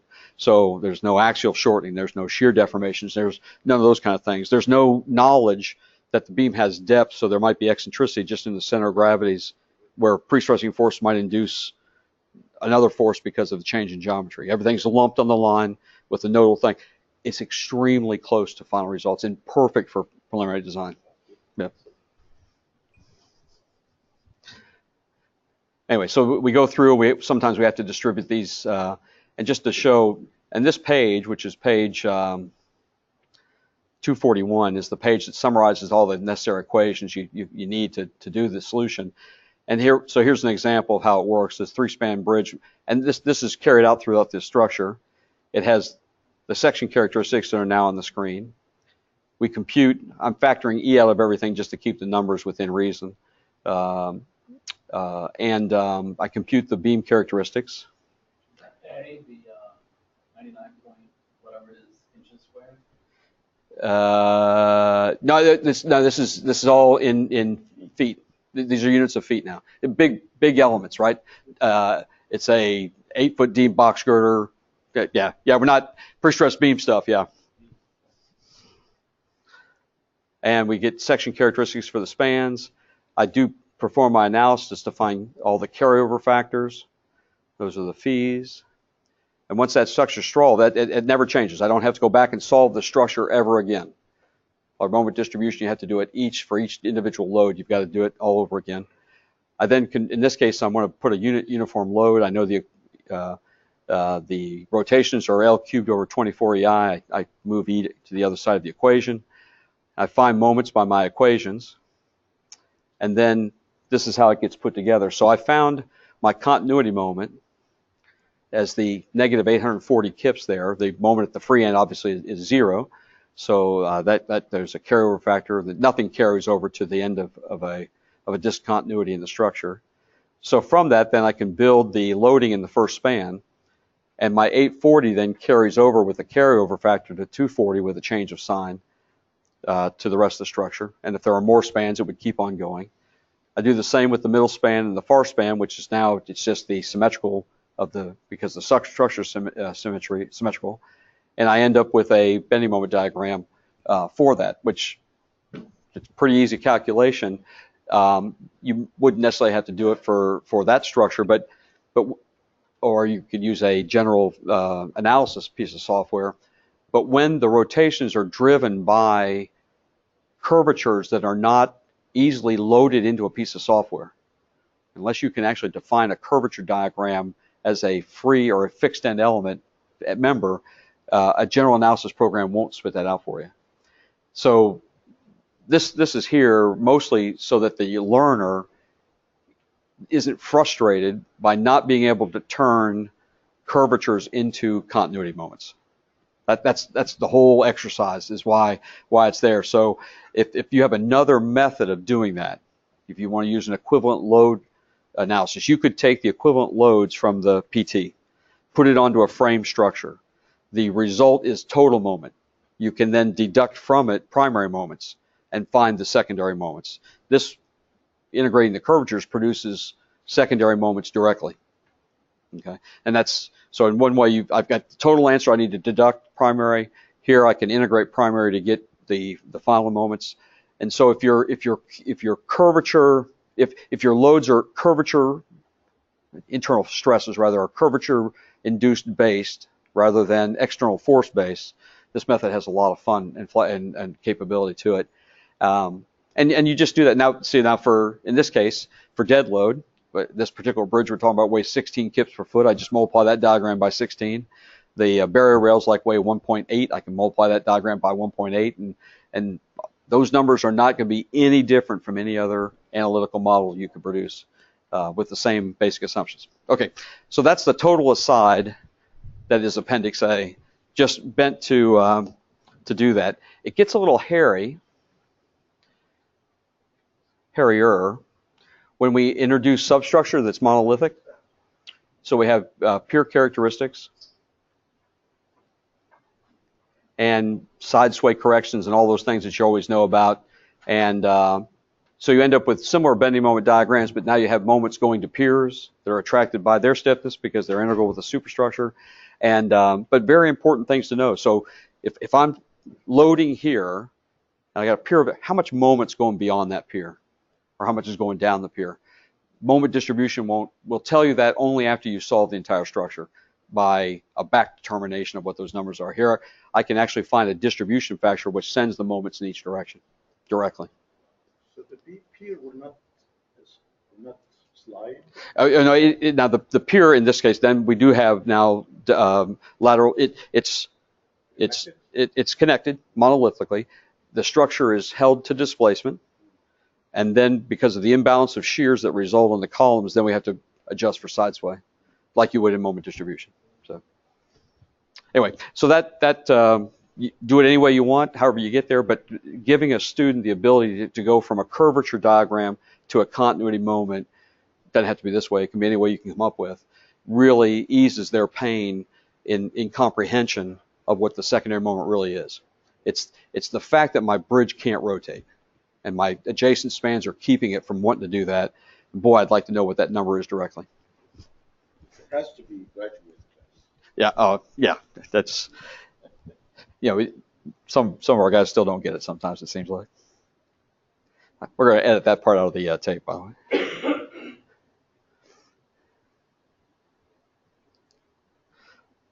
Okay, and we're going to cruise into this if you've done post-tensioning losses, I think we'll be okay and as a place to break. I need to start this.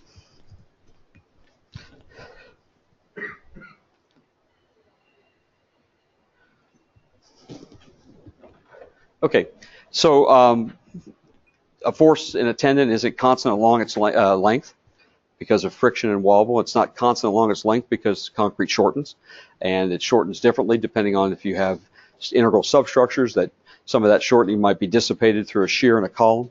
And so we go through the calculations of features of instantaneous losses and then time-dependent losses. And we define for the user what is friction and what is wobble.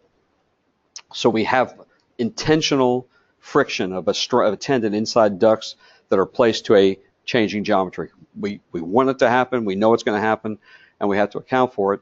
And then we have worker tolerances, the ability, the concrete, when it's, even though you've tied those ducts off on 2-foot centers, concrete weight may come and displace the, just cause little irregularities. And so there's this extra bit of loss of wobble, which are a function now of the friction characteristics of the duct. We want to put in the hands of the learner the derivation of these equations. So there's a lengthy derivation, but essentially on that free body diagram we're summarizing horizontal and vertical forces, and if you do enough math you can come down to a pretty well-known equation that the force at any point along the length of the tendon is the initial force, and this e to the minus, and that's mu, which is the friction factor, times the summation of angle changes to that point, and k is the wobble times the length of that point. And that gets expressed, a sidebar that inside of tendons when they're stressed. So as you pull this tendon, it on the bottom wants to pick up, so eccentricities are slightly different. On the top, take time to bear down over the piers, so we need to account for those shifts in eccentricity. And here's an example. I won't go through that, but just some real math with adjusted eccentricities. And then this is what happens is I have a tendon then that has a bunch of angle changes in it. So for every angle change, I'm getting a friction loss component, and for every length of distance that's going across, I'm losing some force because of wobble as well. And so in this particular tendon, I just have certain points where I'm going through angle changes at distances b along the length, and I get angular changes, and using that equation, the force times initial force times e to the mu alpha times kl, I can determine a coefficient, cumulative force coefficient. It's in the third column from the right-hand side. So if I start with 1, that means I'm getting full force at the jacking end. By the time in this particular exercise I get to the far side of the tendon, it's only got 75% of its initial jacking force. And so I've got this symmetrical structure, which now is not symmetrical anymore. And stresses are going to be different unless I can overcome that in some way. So this is really more of a bookkeeping feature, but it's really what you do with it that's more important. And we produce friction diagrams. And so now we have a straight line length of the bridge. Elevations compared to lengths don't change much, so we work with a straight line diagram. And each one of those places of angle change produce and we will, just for graphic purposes, linearly draw between those points of change.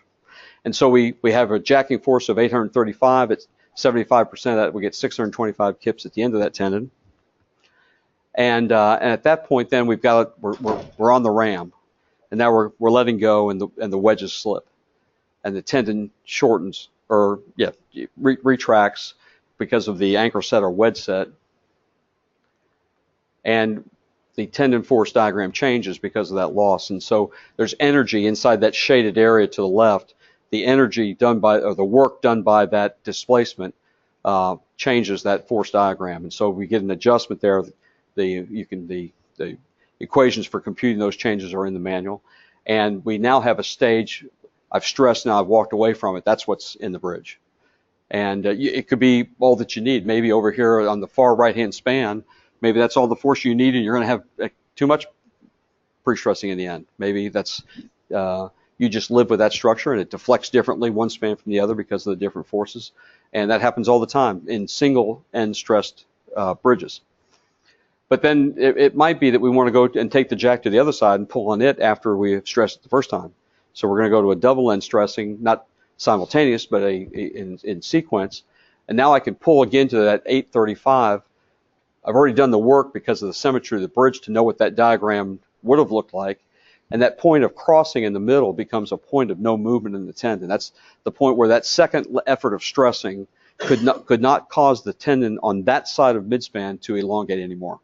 And so its forces remains unchanged, which is the original shape that peaks up there at the 796.68. And so now I'm getting a little bit more symmetry in my pre-stressing layout. And if I let go of the jack, then I get the anchor set gone. And now I have a symmetrical layout and post-tensioning force. And there are times when you want to do that. Sometimes you would like to have that symmetry. You'd like to make the most out of your tendon.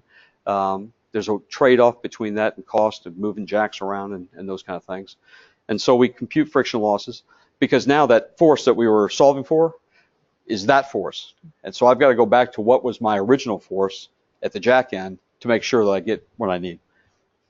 Okay, so Do you do monitoring or sensing or just based on calculation? The two set on the hydraulic jacks again there are gauges and the elongations, but we have not as production used strain gauging monitoring. No, we have done that in retrofit work to try to understand why a bridge is deflecting like it has, and put sensors on bridges. And yeah, no, it's I think everybody would like to know all those things, but it's just there's a practical cost implication. It's too hard to overcome. We've repaired several bridges where we have strain gauged bridges and measured cracks and have regular reported, hook it back up and have a signal sent to you from what they think the deflected shape of the bridge is. But doesn't seem to be. Yeah, basically. Like the Sunshine Skyway Bridge in Tampa has satellite monitoring points on it. It's not for any major structural issue. If something really went wrong, if a cable let loose, the DOT wants to know about it right away. So it's constantly reading the position of the bridge with time. And you can log in anytime and if you have the right logins, and you can see if the bridge is deflecting oddly or not, So this is research area. Oh yeah, no. Oh no, okay, you want to talk about research now. Okay. Got the guys in the back woke up all of a sudden, right? We need, there's a ton of work to do. Predicting the environment inside of a duct and whether or not there's active corrosion going on. Huge. We ultrasonic, we send in waves, send in currents, send in whatever it is to try to understand it. And if you can come up, you want to be rich, you come up with a way to find out whether that corrosion, if you can find it, is causing corrosion and how much section you lost in the strand you have and where it is. You do that, I'm telling you, you make it commercially productive and people will be streaming to your doors. No, yeah. The naysayers on post-tension concrete, and there are naysayers, I can't see that steel is so sensitive and it's so susceptible to corrosion, and I can't see it. How do I know it's okay? Well, yeah, it's After you put the ground or before? no, after in permanent condition. Yeah, it's very tough, right? So it's a hard issue, but no, we have dissected enough of these things that when everybody does their work right, there have been corrosion issues with tendons. They have been related to poor materials or poor workmanship, and sometimes poor details. In North Carolina, we have a bridge collapse. Yeah. Which bridge was it? It was the district. Okay, yeah. 5 years ago. I have a recollection, but I don't recall what bridge it is. Yeah. I think we had one, like 5, 6 years ago. Was reinforced? Reinforced? Yeah. Reinforced? There's no post-tension. Okay. Yeah. At all. I remember 5, 6 years ago, we had one. And it is not really Right. I think the details were not in keeping with this. Yeah. Yeah. There's been attendant there. Yeah. Several others. Was out of service for a while. Have not been in class. Right. I think you're. Yeah. It'll be interesting to see. We'll go back and we'll take a look. Yeah. These guys would know. No, I think I have a remembering a bridge in distress. Whether the details are what we're talking about here exactly, maybe. Yeah.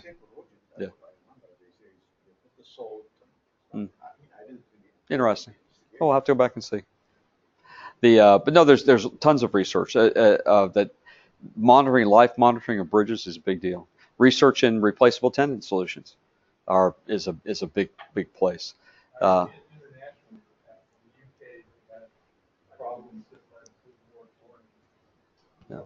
I'll check the information I have. Yeah. That order's in my head. Yeah. That'll be interesting. We should communicate. Okay. So we're going to break in just a few more minutes. So let's just kind of plow through what we've got going through here. I don't know what y'all are thinking. Is this like really dry? It's like super dry, right? Wish I had some good jokes, you know.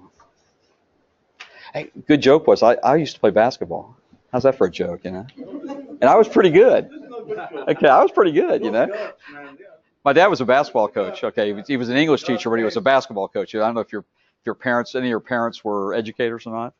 And yeah, he taught and coached basketball in Ohio, and he was a pretty good basketball coach. And so my baby pictures are a crib with a basketball in it.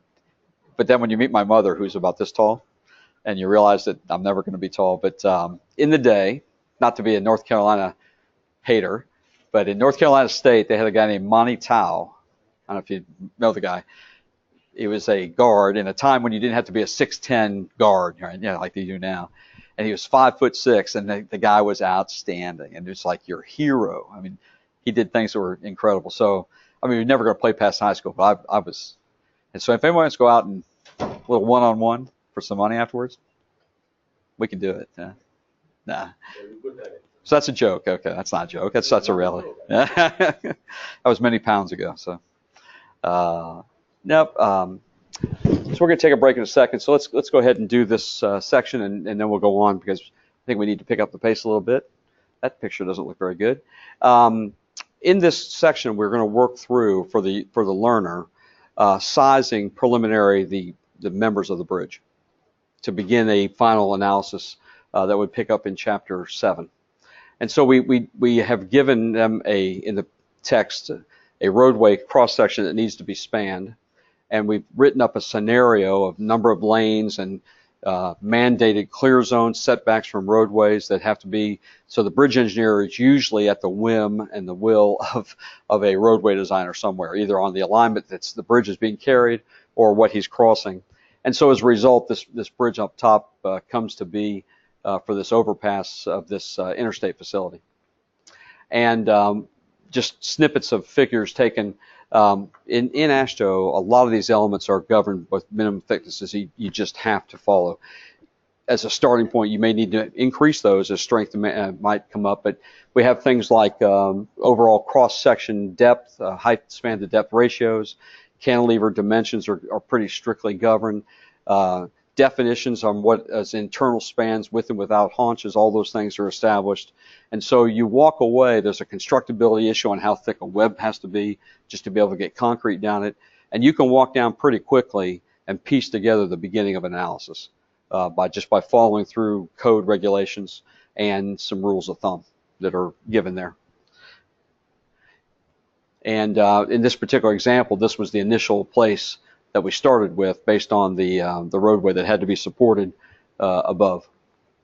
And okay, this is where we're going to go real quick. This is now that structure, and the challenge for the user here, the learner, is to then use that flexibility method to determine all the bending moments, all the demands, so that he can then post-tension the structure. She can post-tension the structure.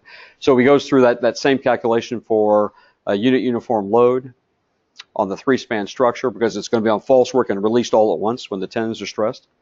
As a result, I can ratio those by actual weights, the dead load of the structure, the superimposed barrier rails and wearing surface if there's any. And then I can go ahead and I can turn, because there's all kinds of equations for finding simple span rotations. I can begin to put truck loads, and HL93 has two components, the AASHTO loads. There's a uniform lane load portion, and then there's the truck portions, and we combine those in different ways. Trucks have impact, uniforms don't. And that uniform, that's an envelope of all the different patch loadings you could have on that structure. So those dark lines in the upper left represent max and min bending moments for uniform loads.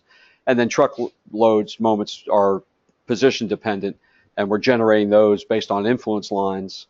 Another good point about the flexibility method is that you can induce a rotation, and the deflected shape of a bridge at a degree of freedom, a unit value is equal to the influence surface for that feature as well. So once you compute that, then all of a sudden you got a graphic depiction of your influence line, and you can move trucks around to find maximum locations for results. So in this case, this is with the answers that they're challenged to find. We also have a temperature gradient. Temperature gradient is not linear necessarily. There are some self-restoring forces which change the nature of linear gradient, but for extreme fiber tension, a linear gradient will do a good job of predicting that. So again, how do I do that with my stiffness solution? I got to hope that my computer program can say heat up the top 20 degrees. Or I can go into a flexibility method. I can just expand the top fiber by alpha delta T times L over 2 divided by the height and get a rotation. And I can turn those rotations into simple end moment, or those simple end rotations into continuity moments, and the sum of first span, span 2, span 3 on the right-hand side lead the final continuity moments because of the thermal gradient, which the restraining moments are going to produce tension on the bottom. Again, I have the same example with ducts and things. And my tendon profiles that I was using, I'm pulling from what we covered in previous sections. I've solved for forces as a result of those profiles, concentrated curvatures to find end rotations, and I can then determine, so for a given geometry of tendon, specified geometry, which results in concentrated curvatures, I can find, by summing up the effects of every span, I can find the secondary moments as a function of the pre-stressing force. So for a constant force, if I were to stress that tendon, I'd get, if it's 1,000 kips, I'd get 1,087 foot kips of bending moment in the middle span. And so now I'm getting close to being able to solve the structure directly with one variable, this force. There are certain demands that happen. Those are my critical sections on the far left. I have dead load components, superimposed components. I have my live load components in the middle, my thermal gradient, which we always combine maximum live load with half of gradient in AASHTO. The summation of those moments. So this is my total demand, that M sum. And then there's this secondary moment. It's not my total demand. The total demand would be M sum plus M2 times the final force. So I'm leaving that to the side because I want to be able to solve for force. And unfortunately, I don't have it here. But if you remember that equation for force, it was moment and the secondary moment divided by rho C plus E back from the previous section. You can actually now move that term across and you can solve for the force directly, which is what we're trying to get to. You're taking something that was previously indeterminate, or one variable, and you've solved it for a unit force so that I can combine terms and solve for the force directly. And so now I have a continuous structure, and I can predict a pre-stress force directly. And it gets us to a great place to begin what's going on and subject that to a computerized analysis. I go through with that force. I look at my losses. A little bit of an iteration here. I'm stressing to a certain stress here now, 75% of guts. And from that, then I back into a P-jack, and now I'm off to check stresses. And I've just shown this one figure here, but there's a large section on limit state verifications where we're checking service limit state flexure, ultimate strength flexure, web shear or web shear resistance, and then also principal tension. And you get your Moore circles back out and shake them off, and we guys are doing this all the time, trying to find, because what's happening here is I've got torsional flow if it's a complex curve bridge. I've got vertical shear forces, inclined webs, and transverse bending, and I'm trying to find the difference in principal tensions on the inside and outside faces of the web. So it's not a center of gravity or center of axis of web issue. There's also then I've got to induce the third dimension of bending into it, and these diagrams can get a little convoluted. And so we don't want the webs to crack. And I think we're going to stop for a minute. I know it's quarter till, but we'll go quick. And that's just too much talking, you know. You guys are so quiet. After lunch, you know. Why don't we go ahead and stop? And if you don't mind, it's okay. And which we'll extend our break, and we'll pick back up on the time that whatever it says up there. You can check your email and. Okay. That's all.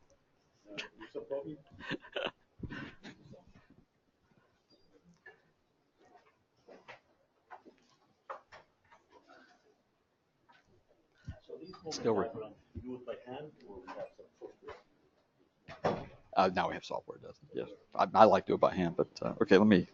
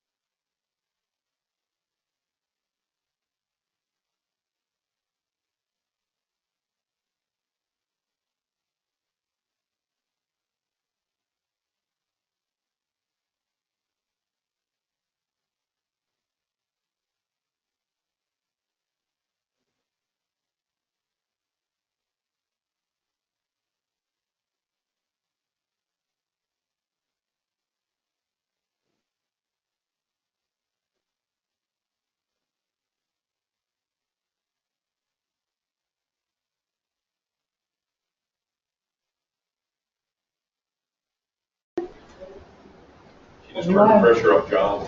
Yeah, no. This is evaluation. Should have done those evaluations before she said that. You know, they could have been kind. Now they can be brutal. You know. Great. All right. Thank you. Thanks, everyone. Appreciate it. Sometimes you want. You know, I was halfway serious when I asked if it was dry or not, because you have no idea what's going on, and it's coming out your mouth sometime. But crazy. And I did make the connection that we have someone here from the Ohio State University, which is where Dad went to school. And so, Dad was older than Mom because he'd been in the Navy in World War II, and then came back and started to teach after going to Ohio State, and then went back and got his master's and his PhD in education. But he was junkie basketball time the whole time. So his job in college, as he's working, they hadn't married yet, is he was a grad student for Woody Hayes as a manager. He's a team manager for the basketball team. So I don't know how he was doing education, but doing that as well. But because his education thing had this sports minor thing to it. So the basketball team. So if you're in basketball junkies, Jerry Lucas, John Havlicek, Bobby Knight played on that team. A guy named Larry Siegfried, and probably the best basketball team, college basketball team ever. 61-62 Ohio State, 60-61, except for this guy down in Cincinnati named Oscar Robinson. If you're a basketball. And this Big O just ate their lunch every time they got together. So they were the best number 2 team ever. So the Ohio State University. I cannot wait until the Gold Huskers beat Ohio State University. Crazy. Yeah, it's gonna be some big decisions right off the bat, right? I mean, we got Alabama playing Florida State right away, right? Somebody's playing Michigan right away. Florida, maybe Florida playing Michigan. Should be interesting. Okay, so everybody's going to go home and teach pre-stressed concrete, right? All right. Produce graduates so we can all use and enjoy and all of that. It's a lot of information in one place, and the hope is they're just pieces that you might find. Again, download the and your students direct them that way. It's absolutely free of charge. And if you do, seriously, I've got cards up front. If you find a graphic that you're interested in, it's all owned by the Federal Highway Administration. We just have to have it on our computers. If you work in Illustrator, if you like to do your graphics in Illustrator before you maybe go to a JPEG and drop it in, we've got the native Illustrator files that you can go and enhance and change fonts and things for whatever you might like to do with that. So wide open, just ask and that's it. So we'll continue on, and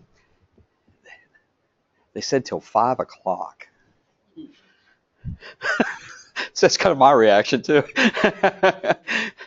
Let's see how fast we go. So I just found out that I'm going to have editorial control over the editing of the audio. So everything we're talking about right now is not going to make it. So if you want to goof off, now's the time to goof off because there's nobody. No, they're listening, actually listening to us to make sure it's working. So if they storm back in here and throw us out, we'll know what's going on. Okay, so substructure considerations. We did actually mention this briefly in well, it's all been brief, but in this chapter, though, we have been through the previous chapter, chapter 5, which was the preliminary longitudinal analysis of the deck of the multi-cell box girder bridge on bearings. So free from constraint by substructures other than maybe you have stiffnesses in the elastomeric bearings or whatever you might have types of bearings, friction in disc bearings maybe. But then we do have a majority of these because because bearings are such a maintenance issue that if you have the opportunity to make a bridge monolithic, and therefore don't have to worry about that. There's some limitations that fluctuate with bridge height, but you can't get too long because there's too much shrinkage and creep or thermal variation that cause excessive forces in the foundations. In California, it really works well because of the seismic issues. You know, anybody in the West Coast like to have those bridges restrained if at all possible. Though it kind of kicks them. You know, they kind of have to catch up to their own tails because the stiffer the structure, the higher the forces in the dynamic response typically. So you'll see some isolation attempts, or you'll see some foundation softening attempts to try to increase the flexibility of substructures during seismic events. So all we're doing in Chapter 6 is taking Chapter 5 and changing the things that change because of fixity of columns. So it's not really much to look at. It's the same cross section. Now we have a monolithic set of columns for an example that works all the way through. We chase them through and have them solve for the bending moments now, but now we have bending moments in the second figure. You can see the load in span 1 is causing an end moment of 1302, but that moment is being distributed about 60% into the column and about 40% into the 35% into the deck. And so that operation of going through, that's still a valid operation. If your span ratios, internal spans to external spans, are appropriate, you find very little permanent bending moment in the columns. We do have to sway the bridge because now lateral motions induce deck moments. And so if there's, so this is just a correction. The methodology is described in Appendix A. We push the first pier, then we push the second pier, and then we sum them up. What kind of method of motion? In this case, it's a foot, because those are large forces. So here's a unit, and all dimensions of this are now in kips and feet, in force and length. So big bending moments, but you know, a final shrinkage value could be a strain of maybe 0.0008, and then times half a span length. So they're very small motions. These factors to get factored down significantly. So we sum those up together, and that's the side sway correction. So if we have an issue on one out of balance on shear on the piers, we have to resolve. We scale that to the value of the shear, and then we sum that up with a previous bending moment diagram. But more important is I can take the first two load cases and I can turn this second pier at pier 3 into the negative of that, add those together, and I can now get the effect of contraction and expansion. And so there's a contraction of the top, so that at the pier, at each pier it's contracted a foot, and again, large moments that will eventually be scaled down by small movements. And I'm not going to go through the table, but this is the same table that's found in Chapter 5 when we're looking for demands, except there's now new rows. We've got thermal rise. The last 4 columns are added, or rows rather. Temperature rise, temperature fall, shrinkage, and creep. And we go through how those are calculated based on the material characteristics we established in Chapter 2. And so I didn't want to dwell too much on all that because it's fairly straightforward in reapplying that, because I wanted to get on to, probably should have done that before the break, and get on to, so now this young person is just chomping at the bit to turn on a computer. You know, they just can't stand it. They're just, you know, and they want graphics. They want great bells and whistles, and you're just trying to get them to do their job, and you're just, you know, okay. So eventually they do have to run to a computer, and they have to run to it appropriately, because garbage in, garbage out is a real thing. That's a real thing. And you all know node placements, member characteristics, discontinuities, curved elements, straight elements, grillage models, finite element models. What's the right tool for the right bridge? And how we get asked a question about software that we use during the break. And I've got an old friend who wrote way back in the 70s, wrote a time-dependent construction analysis program called Bridge Designer 2. He lives in San Diego. And even bridges with gentle curves, from a longitudinal direction, the interaction of that out of plane or out of geometry, whether it be torsional, I mean, first of all, warping stresses don't even exist in these bridges. The sections are so thick compared to a steel box that you just, all those second order things kind of go out the window. You don't have to worry about those. But most bridges can be designed as straight bridges in a plane of the page, so a two-dimensional analysis. And his program, BD2, is one that we've worked, and it's been a great predictor of deflections. And maybe more in construction, if you've done construction work, it's yeah, you got to get the stresses right, it's got to be designed right, but I have to be able to replicate or produce deflections that people are seeing in the field, cambers or camber reduction or erection tolerances in elevations, and you get a call from the field in the middle of the night and somebody's got to do something. And so we work with well-established predictors of deflection as well as stress. And you'd think those would be the same, but when you throw the creep and shrinkage functions in there, they're not associated anymore just with a linear elastic environment. So have you ever measured in the field the camber of pre-stress? Absolutely, all the time. And the calculation matches the No. Never. Okay, sidebar, bulb tees, right? Long bulb tees. We're on a job right now with 190-foot, 84-inch beam bulb tees on about 12.5-foot centers. That's a big beam. And the cambers from the same bed, the same line, the cambers are 50% different from each other, beam after beam after beam. The same configuration of cable. And you start running analytical models. You start, so it happens every day. So you have to have every state, branded to Texas, where they are called it this, but you had to have a camber management philosophy. How does it happen?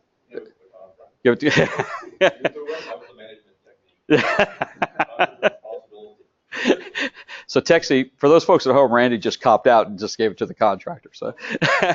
So we in Florida, you have a tolerance. If it's off by a ½ inch, you got to call an engineer. The engineer has to tell you how to reset up the buildup over the beam. What's happening at those span lengths is that the error is on the order of the detail.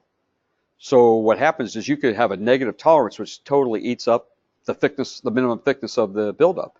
So I have something that's not constructible, and I can't meet profile grade and be positively cambered because of for all the different reasons of adding weight and all that. So it's really getting to be an issue as you stretch these long beams out. So it's deflections, and there's a guy named Ron Cook at the University of Florida in 2006 did research to try to quantify this, because we were predicting cambers far in excess of what we were experiencing, and there was a lot of variability in that prediction. And if you look inside the Florida DOT MathCAD sheet, MathCAD people, that is their in-house beam design program, there is a method, the Ron Cook kind of method, that gets you closer to answers. But even he'll say it could be 2 or 3 times off. So you just have to have a robust system of managing cambers. We had the event on a Friday beam. The Friday beam stayed in the bed all weekend long. Oh. So when it was released on Monday, those sets of beams Were totally different. Yeah. Totally different. Yep. So then when you deliver them to the contractor and they're placing them in their spans, they have these wild beam cambers. Yeah. So the smart contractors always wanted to raise them. They always wanted to raise their rate. Sure. They're always saying, okay, we'll do infill concrete, we'll do build-ups. But they didn't want to have happen this time. We're a panel state. Yeah. And get to a point where now all of a sudden now you have a beam that needs to embed in the slab. Yep. All of a sudden cover's gone, and if you go the opposite direction with a wide flange bulb T, you're adding 5 foot of concrete, and it's a substantial amount of weight that's being added to your design and could invalidate the design. So it's on a very simple element. It's a big deal. With the boxes. Yeah. Pre-stress boxes. Same thing. Same configuration, same construction. Every 3 days we pick up one from the plant. Different camber. Wow. So we go to the field and we have to figure out how to solve the issue, Yeah. the survey issue with the different cambers. It has to be done.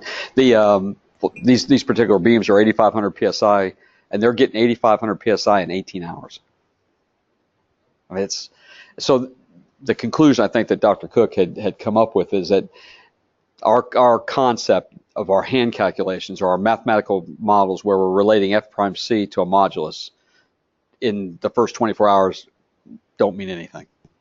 That modulus is doing something totally different than strength gain, and it's volatile, or practicality. A Friday beam versus a Monday beam, and you put them right next to each other, and they're missing camber from each other by 2 inches, and then this slab's supposed to go nice across all of them. So anyway, that happens in cast in place work. So now camber here is we've got a final deflected shape. Now this particular model or element of pre-stressed concrete has been chosen for this manual at this level of learning because there is a deflected shape. And those deflected shapes are based on one phase of construction, permanent conditions, and those net deflections will continue to grow in time. So all we're doing is trying to predict a linear elastic deflection, apply a creep factor to it, invert that, get a camber diagram to set the forms to, so that it falls to wherever you think profile is at whatever day you'd like to have it be on profile. Does the code have a recommendation for schedule of camber jacking, cable jacking sequence? It has some criteria, but yes, the answer is yes, and it's got to do with not being too far out of symmetry, web to web, and from working from common tendons, working out, coming back, working out. So there's From the center to the left. yes, right? yeah, and We did the same procedure. Yeah. Jacking cables. Yeah. Just in case, and we still have some lateral also. the sway in the beam. So it's taking what you have and then taking it to the field is a big deal. So now we return to turning on the computer, and this little simple bridge with not on bearings could easily be modeled with 3 degree of freedom nodes and beam elements. They should have some capacity for time dependency, and node spacings can be, you just need to be reasonable. A young person might think more nodes, it's more accurate, right? Yeah, that's not the case. And you don't pay for CPU time anymore, right? That's everybody just turns on their PC, and you can analyze more on an iPad than you could at NASA when they launched, Apollo 13, right? And when we got started, you had to pay for CPU. I mean, there was a charge you got every month from a computer owner So you didn't hit the button and then try it again, then try it again, then try it again. You did all this hand calculation, then you refined your model, checked your model, got rid of no's because that was going to lead to more solution time, more CPU seconds that were being built. Our software, that BD2 program at that time, was being housed at the only computer we could find that could run it, which was in St. Louis at McDonnell Douglas. There was nothing in the state of Florida that could execute the program. And so and when you look at it now, that you could have an app do it. So we give guidance on node locations, node spacings. We talk about rigid members and trying to not get too concerned about things that go where the depth of the model and the elements are important. So how to incorporate foundation stiffnesses here, simply just an effective member, but we talk about substructuring matrices that might be added through your solutions as well. We then move to three-dimensional modeling when curvature does become important, because the second design example is a curved bridge where purposely chosen where the curvature is important.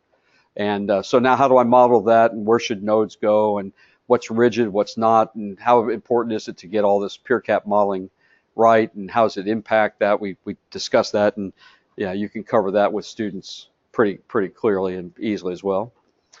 And also in curved bridges, we have this torsional issue, so that's why Appendix B was there, introducing shear flow to them, and albeit a fairly large section, we still live with the level of the application of mechanics at this level, where we think it's a closed hollow section, and we still compute shear flows as if it's a thin-walled section, and neglecting distortional terms or warping terms. Just first-order efforts in determining shear flow is sufficient to be competitive with, or on the same par with the way we're computing shear forces or bending moments. There's no sense in outpacing one aspect of your analysis from the others. Keep them all at the same level of sophistication. We do sometimes do grillage models. This one doesn't show it. We do it often for skew bridges. A lot of cast in place bridges, one of the nice things is that they can be easily skewed. You just adjust your forms to handle that. Not everything crosses at 90 degrees. And if you do this right, using grillage models are easy predictors of uplift on very acute angles and reentrant angles on the deck slab. But you can also make chaos out of this as well. But to be careful with that. These faux members on the outside necessary for load distribution are tricky to predict sometimes. And then we like to, now you can, again, CPU is not a big deal, so you just put nodes everywhere and everybody gets nice fancy contour plots, and young folks just love it. They like those plots. But you're lying to yourself sometimes, right? In what this works. If somebody's looking at a very localized moment of a wheel load on a top slab, at a point where in reality it's working towards a singularity, right? An infinitely concentrated load is going to fall off the chart in its solution. So there's width to the load, which is important. Now that width is now competitive with the depth of the member. Well, in the shell, it has no depth. It has thickness for stiffness, but it has no depth, right? So now localized bending moments underneath punctual loads, you'll come in, sometimes somebody will walk in, a newbie will walk in and over predict the moment like by a factor of 3. And you're like, and then if you were to go back and refine that model, give it depth, maybe some solid modeling, you'll see all those tendencies to be more appropriate. So guidance is given on when to be serious, when not to be serious, what results are important to take away from this type of analysis, what's not. There are some really excellent software packages out there. I'll mention a couple, but that means everybody else will be mad. But like Midas, Lucis, Softtech, I think is Softtech. Is that the German equivalent? Swiss, that's it. Soft, is the German? Is it German? Yeah. Those are all very good, and they incorporate these type of elements with time dependency and with post-tensioning behavior. So if you get to very unusual structures where things like width, excessive width, and shear lag other types of non-beam stiffness matrix appropriate, then those soft pieces of software come in pretty handily.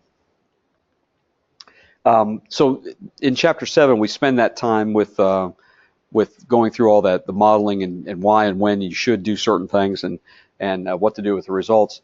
And then in the second half of the chapter, it's all about capacities. So we've got demands, and now it's time for capacities. And so we take them back to what they should have learned already, but strain compatibility of concrete sections with combinations actually of pre-stressing and post-tensioning steel. Whitney's stress block is still appropriate, still works well, and all the features that you do to compute this are just as they always have been. So we're if you were now going to be unbonded, obviously, if we were going to wax fill, then things change, but this is a bonded solution in this case. And maybe some controversy, I guess, at some point, but it's pretty well understood that what web width do I use for analysis? Okay, I've got 3 vertical webs and 2 inclined webs. Do I use, and the perpendicular width is 12 inches. Do I use 5 times 12, or do I 3 times 12 plus 2 times 12 divided by the cosine of the angle, or the tangent of the angle rather, at 26 degrees? And the answer is it kind of doesn't make a difference, because from a load perspective, the loads are coming down the webs in a different direction, but in our analysis program, they're in the plane of the page. So you've already got a cosine or a tangent taken out of it, so that when you come back here, in terms of plane of the page analysis, it's 5 times 12, and you use the vertical shears from the program. You don't have to get into the fact that the webs are inclined. It just works itself out, because in one case you're multiplying by it, in the other case you're dividing by it, and it ends up being just vertical shears on normal perpendicular to the slope web widths. So we go through, actually there's a derivation of why that works and how the math works out. And then we go through and talk a little bit more about it. Looks like I've copied one there. Okay. And then we start talking about shear in more detail. The presence of the ducts in a grouted system. We do have to consider that the ducts are there. So in a cementitiously grouted system, you only get the width of the web minus half the duct diameter. If it were to be flexibly filled, then you'd be subtracting the full diameter, which is why you're seeing bulb T's webs being increased if they have flexibly filled fillers to them. And we look at shear stress distributions and reinforcing details that are code required. We spend quite a bit of time talking about modified compression field theory, because that's everything else in LRFD AASHTO for a long time, multiple methods of analysis and reinforcing computation were permitted. In this last go around, I think it's in the shuffle of chapter 5, they've been moved to appendices, right, to the end of the chapter, and all they're keeping is the modified compression field theory. So it's important to understand its particulars for the bridge type, different from maybe some other types of structures that are being analyzed. And so we go through all the sectional force and why sectional forces are still good to use, and we don't have to worry about any other aspect of doing that. We lead through idealized sections according to the method, and why idealized sections are used versus actual cross sections, and we go through the equilibrium to produce a final reinforcing capacity for that. We do speak a little bit about the other methods that are still out there, the traditional method, BCI, BCW, old things, and then also strut and tie stuff. For those folks who are into strut and tie, they're fine methods as well. So chapter 7 is about getting results, and then demands. So demands and capacities rather in the second half. And I don't think transverse is spelled correctly there, is it? No, V-E-R. Okay, sorry. So we've got this longitudinal analysis WIP now, chapters 1 through 7. We've been through it. We can find P-jack. If it's continuous, we can be secondary moment calculated. We can go creep and shrinkage and do everything. We can find losses. And a good portion of the design is done. except for that part into the width of the bridge. And so an AASHTO approved approach is then to consider that in a series of strips transversely. And it's actually a strip method. And I have left out the results of 8.5 in this presentation, but 8.5 is, there's one extra element, I just mentioned it in discussion, when you have a single cell box with wide spacings, wide web spacings, like a 40-foot wide box with a 16-foot wide bottom slab and a 20-foot wide top slab, how those results would differ from the strip method of analysis that AASHTO. So the strip method is a code described method. You follow it, you get moments, you're done, and you don't have to do any real significant analysis for it. But we do have to start thinking about loads on bridge decks, whether they be multi-cell or single cell, and the location of those loads. You can see the need maybe for transverse post-tensioning across the box in the bottom solution for the single box, where you might be reinforced in the top slab. Nothing wrong with a reinforced concrete deck. Depends where you live, whether or not you really want to invest a whole lot of thing. But anybody here doing any research with service design, service life? And another fascinating place to think about is, so AASHTO LRFD, it says, or we think, that if you follow everything in that code, you get a bridge that has a service design life of 75 years. And you start to think about how'd they figure that out? You know, where's the math that's behind that? And there is no math. People are growing in a swell to try to quantify service design life or design service life, and as opposed to actual service life with as-built details. It's very difficult to do because it requires the acceptance in something that the code doesn't have right now, which is degradation models, degradation of the concrete, of the reinforcing, which are environmentally constrained, workmanship constrained, and design detail constrained. And so there's a lot that has to be done. Great work from FIU down in Miami. Have done a great job leading the way in some of that research. And out of the country, if you go to Denmark, the Danes are really into significantly the analysis of that feature. So in a top slab of a deck, when you go into service life or design service life, you know, it's in a reinforced concrete deck, it's thickness, cover, quality of concrete, reinforcing steel. I mean, that's, what else can you do? You know, so if I have 2 inches of cover and I add an inch of cover, have I made a 75-year bridge a 100-year bridge? There's no mathematical way of knowing that right now, which makes it extremely difficult to justify that everything in your code now is 75-year design life. So what AASHTO has done is that they have, over the years, encompassed design methodologies, test results, great professors' works, and experience. Okay, that's all. That's everything that's in AASHTO, and it's really good stuff. And then Andy Novak recently redid the calibration of it was like another test to see if the load factors were still calibrated correctly.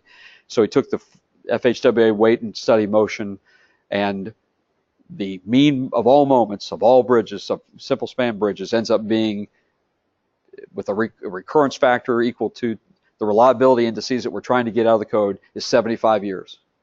So every 75 years, you're going to get the design load, the HL93 load. And so what we're saying is that since nothing has collapsed, everything must be at least 75 years. Could be more, could be less, but we're going to package it and say that's a 75-year code.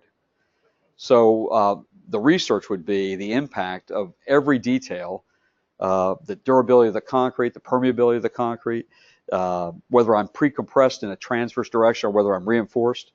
A reinforced deck in Florida with no de-icing salts is a 75-year bridge.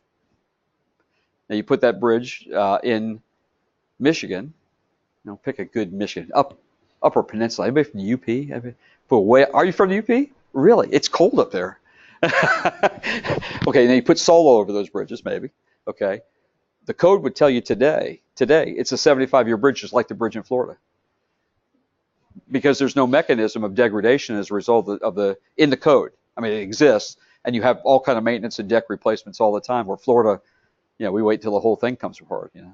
So it's an interesting place for research. That if you could begin to drive us in directions that could quantify service life, there may be some things that we're doing in the code that are way beyond necessary because service design life or design service life is being limited by some other feature. We're putting good money into high strength concrete that we don't need to. That may be the case. But anyway, interesting. Sidebar, pet peeve, whatever you want to call it. Okay, so we do take in the traditional method transverse strips out of the box girder. We then have to deal with the fact that the live loads, the truck loads, are not in that strip, and so there's been research done in a code-approved method of what those moments would be based on a typical truck portion of the HL93 load. They're very prescribed in the code. You produce those forces, and you can go ahead and have your way with those things by the code. You could also take another approach, and this is more explained in the single box, but I think this is good enough too, of maybe some kind of a hybrid solution, because these solutions are very conservative, and they're very conservative for small web spacings, but they grow in disparity from conservatism as span increases. And so what some would do would be to take a plate that is the top slab, fix it at the webs, apply the truck loads, and generate a maximum moment somewhere along the length of that vehicle, and take those fixed end moments and apply them to a frame model, and then have the frame distribute those things, and they would work not with the positive moment results here, because all you're looking is for the distribution of the continuity moments. You take your positive moments from your finite element analysis, the shift in the moment diagram because of the flexibility of the webs, add those moments together, and that would be your design moment for that. So there is a joint releasing process here. It can also be done with the flexibility approaches in the same fashion. And you get other aspects that have to be computed, self-weight transversely. The second diagram here is the weight of a barrier rail out in the traffic railing. The last diagram there was a wearing surface that gets applied in the future sometime. So I do need to have a model to compute those readily repeating loads where their location along the span don't matter. Truck loads, the truck and its location in the span affects its transverse bending. The closer you get to supports where vertical displacement is constrained by the supporting reactions, the flexibility to spread the load to other cells is not there, and it gets concentrated in that slab. You go to midspan, and you're going to get other effects because there is more general deformation of the bridge consistent with the localized bending. We get truck loads, and this is just the series of loadings that this is now the standard method that AASHTO prescribes. And you go through all these calculations, and you then produce demands, and then you're either reinforced or you're post tension. And that's why I'm going to make a shift again. I think it's worthwhile to see the single box.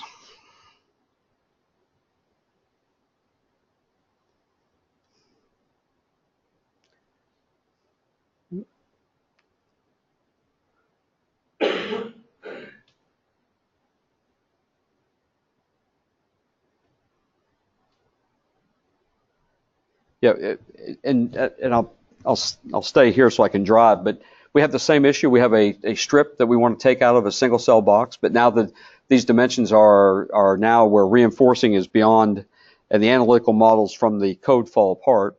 And so we begin to use, in this case, in the example, an influence surface where a load applied produces a peak moment at the center axle on that bottom figure 824. And then we can distribute those bending moments to see how they work across that 1 foot strip. We can do the same for positive bending, negative bending, and then positive bending, again, with other influence surfaces. That influence surface could be a finite element strip that's very easy to produce, not expensive to run or time consuming to run. Your time consumption is not in the execution of the program more. It's the labor hours of somebody wasting their time doing something that's taking way too long. And then we end up with transverse post-tensioning tendons, and a couple of pictures here that are worthwhile just to see. This is this happens to be a precast segmental job, but the idea is roughly the same. We are casting in the upper left-hand picture. There's a segment that has been cast yesterday, the hardened concrete.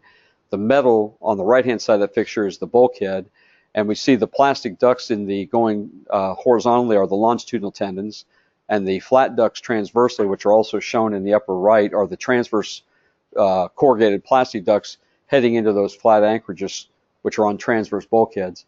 Concrete's poured, we use monostrand rams, and here's the anchorage. After tendon is stressed, we stress the strands individually in a sequence, 1, 2, 3, 4, just inside out, and then we'll cut those tails off and grout that back, put a permanent grout cap on it, grout it, and so when you up yourself to a single cell box or anything of any size, analytically you've got to up your game, because those code-based equations are just don't apply anymore, and they'll tell you when they don't, and you've got to find yourself a way.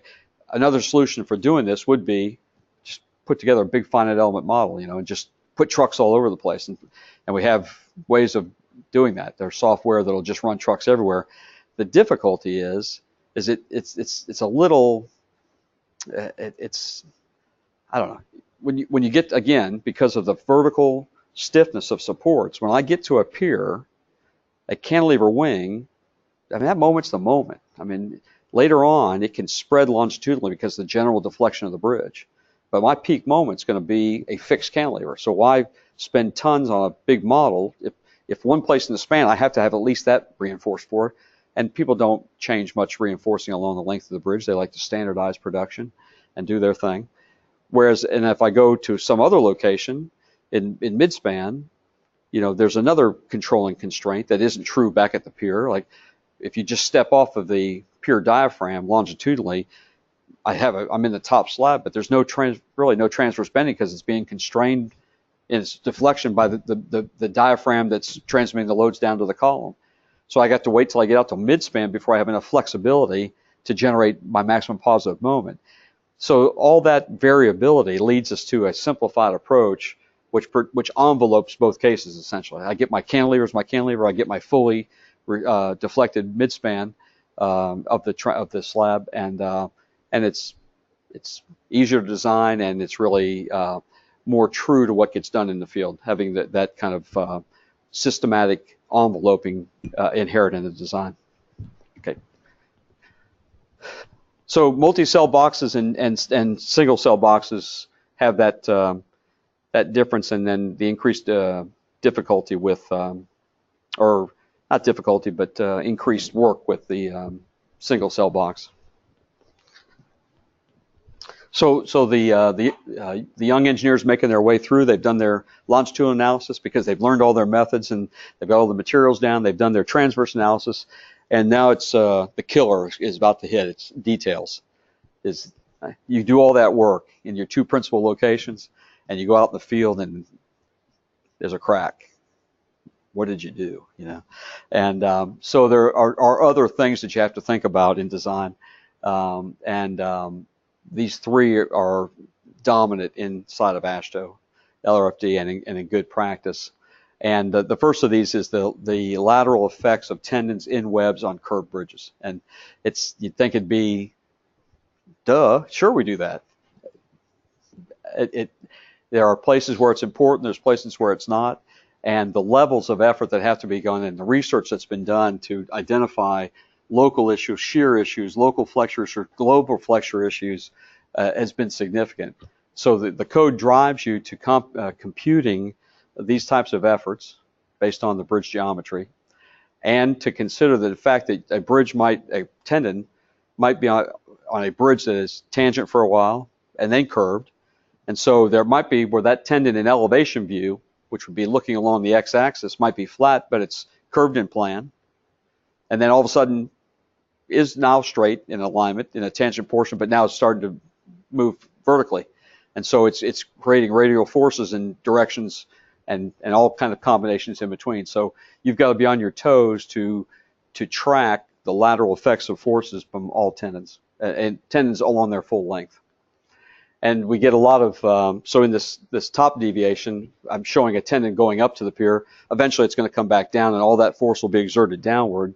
And we have had conditions where that force, just the lateral component of forces of all the strands stack on each other, create an outward force that has to be accounted for. You really can't reinforce for it. It's not enough. There's really no mechanism local to a single duct anyway.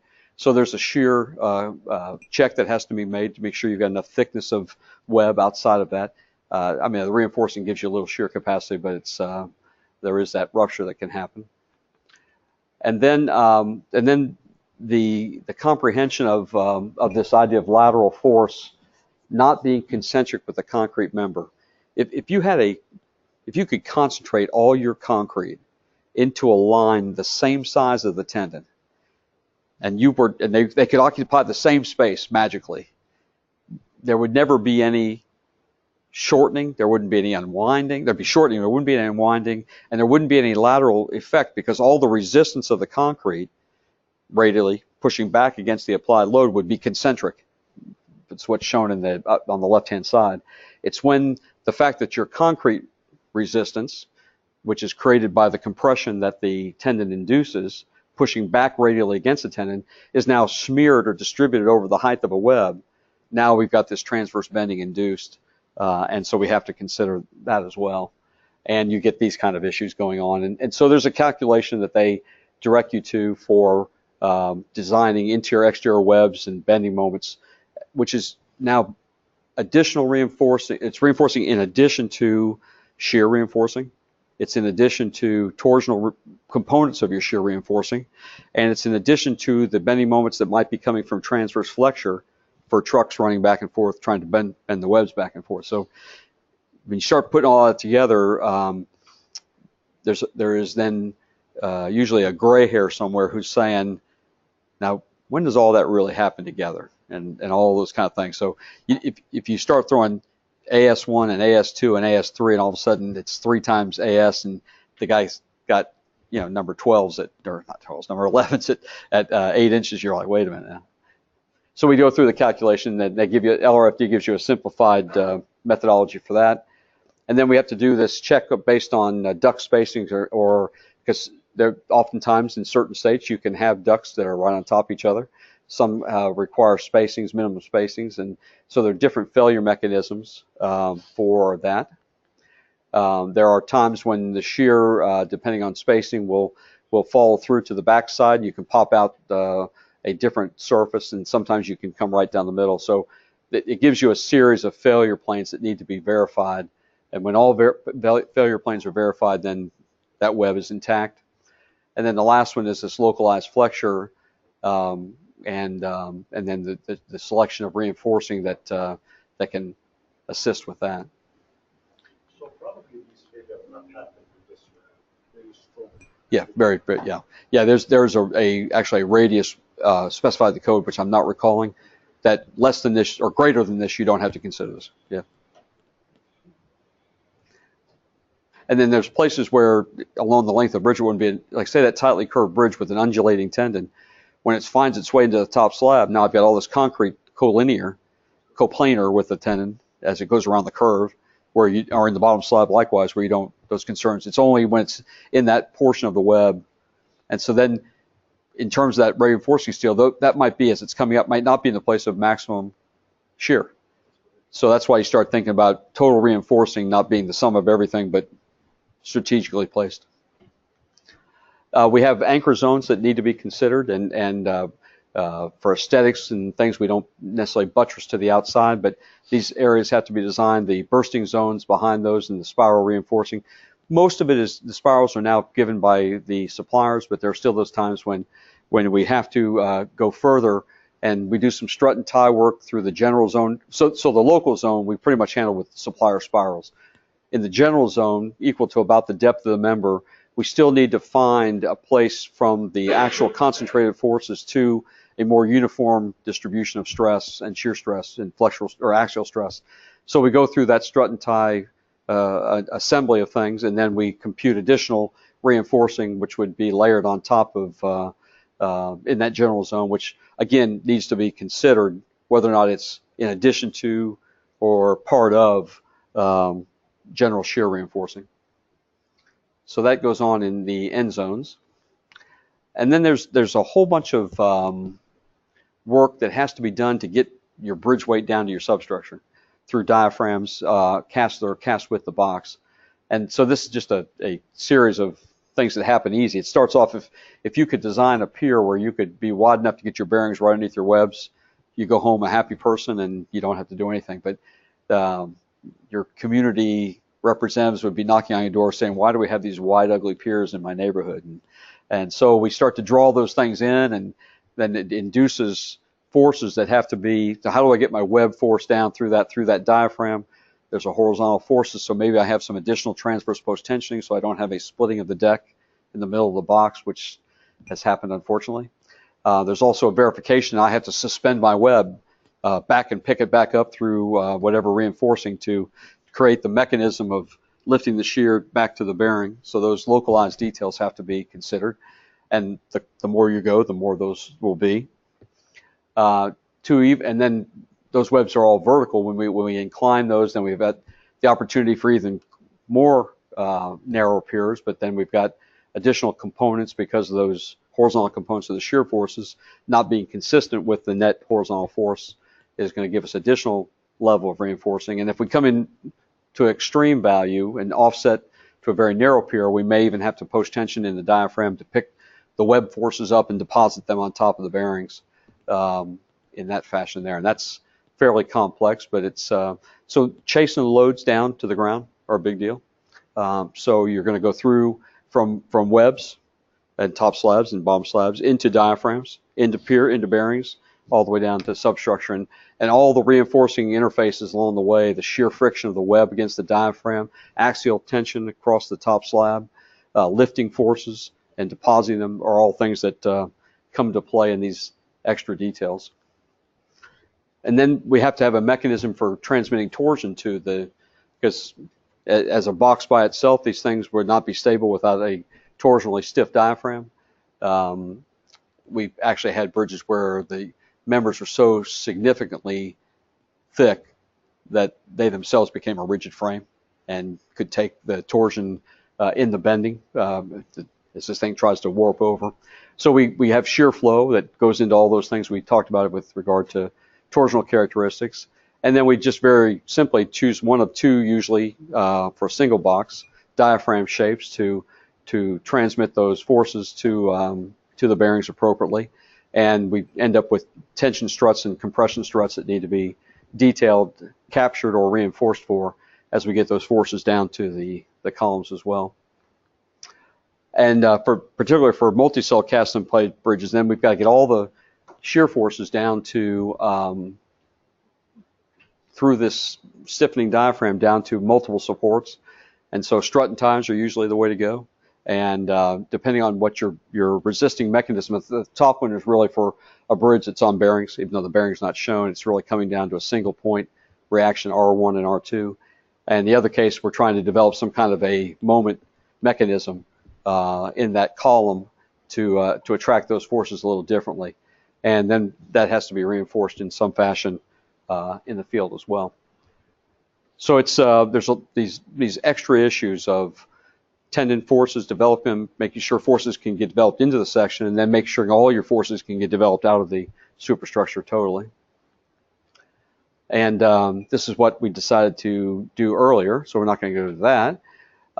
The torsion thing, this may be right where you live. I don't know anybody here just like a torsion person, but it frustrated me. I could not find a resource in one location that had everything I wanted. So I robbed and gave credit to, but robbed other people's things and just began to start to look at this stuff again to try to teach a young person, because if you just leave with a bachelor's, I mean, how much mechanics and materials are you really getting? It's maybe one class somewhere along the way, and that was kind of early on in the process. You were just getting, it's before you really got into your substantial work in your last couple of years, and it's there, but it's just usually a bad test you had to take and hopefully not fail and get on with other things. So I wanted to put in one place, at least for personal satisfaction, where I could start with the bar and end up with a box.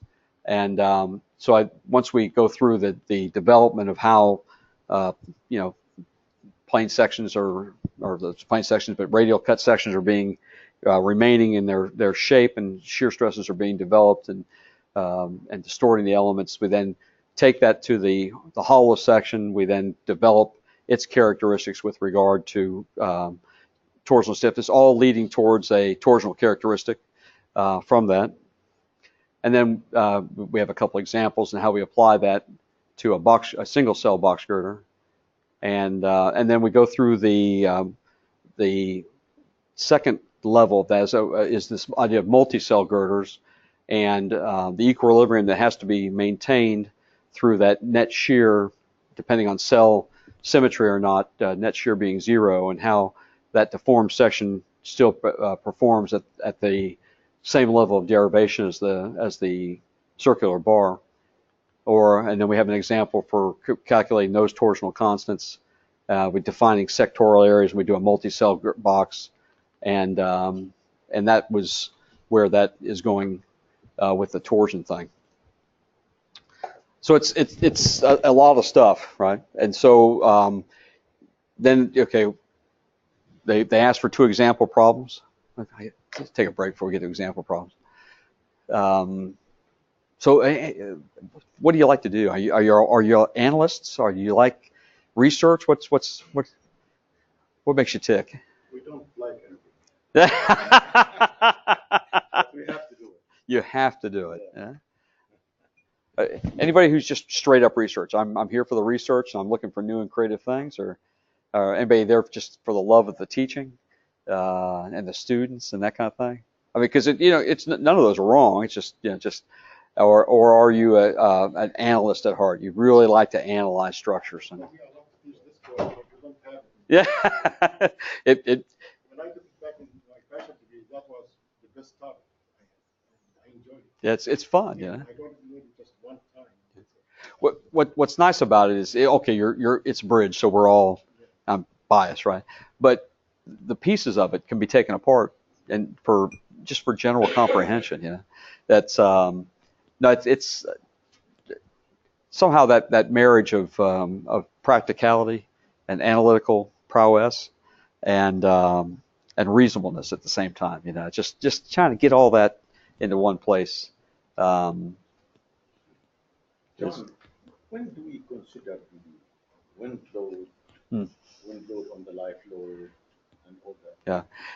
Yeah. It's a good question because in superstructure design, without continuity or without monolithic connections to the substructure, never. Really? Yeah. So you might come up with, say, well, I've got a torsional force because of the eccentricity of the wind on the live load. It's never competitive with the maximum torsion case. But when you read the rules of how the load's applied, it's not competitive with all the other effects that would drive the design of the webs for torsion. Yeah, when you look, it's in load combinations and load factors, and so it falls off the charts, and you don't really even spend a lot of time doing it. Now, as soon as you're monolithically connected to the substructure, then you are on task, because now those loads are now deflecting superstructures or substructures, which are now torsion so things you can produce substructure cases that are now influencing your deck design. It's a little weird, but but no, I would say I get to edit this later. I don't think I've ever considered wind on live load in a superstructure design. Yeah. Good to know. Yeah, well, or maybe not. This is off topic. But if I want to study health monitoring for pre-tension bridge, what would be the sections that I need to focus with my sensors? Yeah. So I guess we're a little bit on the type of construction. If you're working with any kind of spliced construction, well, in all cases, the ends of the tendons, without a doubt. At the end, where you can access the end, and then immediately in front of the anchorage. Okay. There's a lot of construction, not defect. It's just because nobody claims everything's filled perfectly. But if there's going to be a little void sometimes with the trajectory of a tendon, it might be as that duct is now expanding to an anchor, There's a little place up there where a little open space sometimes can find itself. And so knowing if anything's transpiring before and after the anchorage week, okay, so then it splices for sure. After that, it's really accessibility. There are some places you just can't get a sensor to. By the time it dives up over a pier, I mean, where do I do something? Yeah. So it's major changes in geometry, maybe, where grouting might be an issue. But in tangent runs, tell me her name one more time. Natasha has worked with the wax fillers in Florida. Even Florida recognizes that flat tendons can be cementitiously grouted without any issue, any concern. So there's certain tendons you don't even have to go after, like cantilever tendons in a balanced cantilever bridge, or bottom slab tendons, if they're flat enough, don't have to be wax filled. They're having their issues with high amplitude geometry tendons. So it could be wherever that geometry takes place. Is there a place I can find like statistical analysis towards the major defects or problems down with history?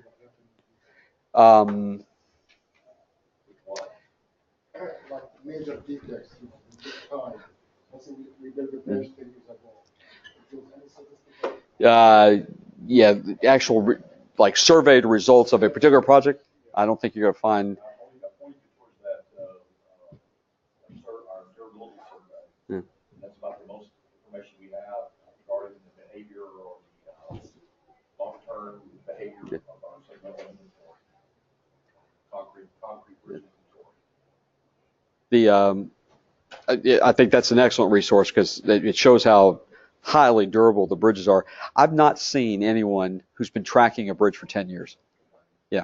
Now, we're in a research partnership with Lehigh University on this was task 3 of many tasks in that contract with Reggie.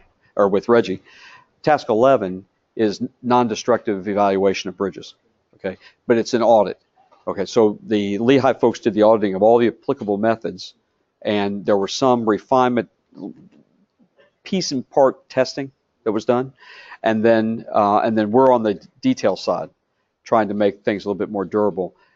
It's not available at the moment, but the literature research for that was really well done. Not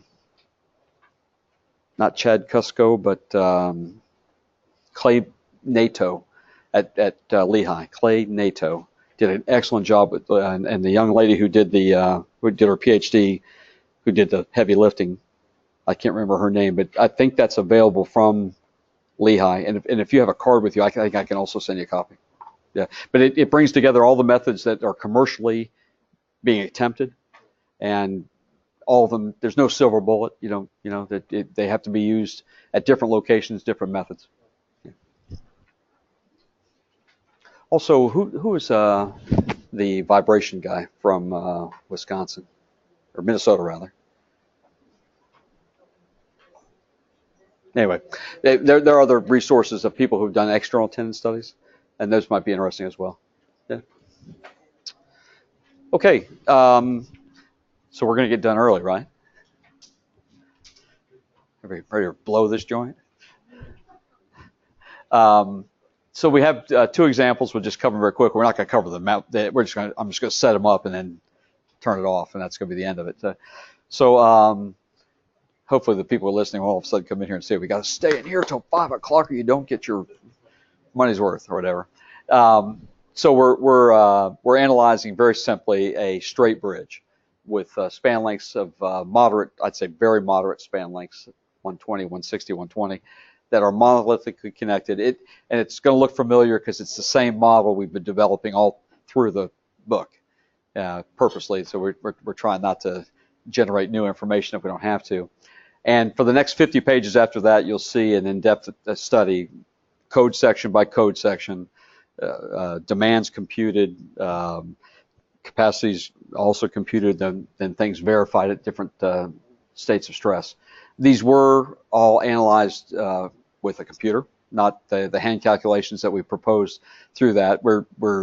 Our attempt was to get them there so they understand what the computer says, and then they run the computer analysis. So engineers in our office did those examples. Cross section is just like out of Chapter 5 when we did the preliminary study. And then on the second example, we picked a nice little bridge. We curved enough to make a difference. And it's a 2-cell box. And we're choosing 2 cells particularly because there are code issues that there's a single cell box, there's a 2-cell box, and then there's everything after that.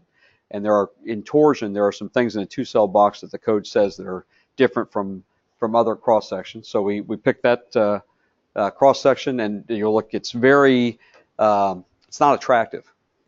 Okay, this is not a great looking bridge, right? Well, I guess maybe it should, but it's, sometimes you're trying to make a point rather than make another point. And we're trying to simplify the example to vertical webs, and we're trying to get reactions under webs so that we don't have bizarre diaphragm details that have to be studied in the analysis. So there's a reason behind the looks. Would you actually do that? Probably not, but I wanted this one on bearings specifically. The other one was monolithic because I didn't want to couple and confuse the numerical results of the monolithic substructure with the superstructure. I was trying to get just a curved bridge deck up there by itself. And we can do that by analyzing that bridge without any substructure at all, just on supports without substructure, just in line girders or curved girders, all that. We don't do a lot with actual curved elements, in terms of higher order. Folks at home, I just did air quotes. Higher order elements where the actual stiffness matrix is of a curved member. We just use an appropriately discrete chain of linear members, and the accuracy is fine. There are obviously disconnects between the two on very, very tight curvatures. I mean, curvatures down in the, we've done bridges down to 250-foot radius in single cell box and not had any issue. The results start to stray from a curved element versus a series of chained or corded elements in mathematical solution, but not on the order of magnitude that would affect design. We're just starting to see a stray. The same thing down at 250-foot radius, we don't see any torsional secondary issues I mentioned before, whether it be warping or distortion. Those things they're just so robust a section that they don't seem to be an issue there. So the manual ends with that. I'm going to actually go back and just kind of close by where we started. I should have repeated these at the end.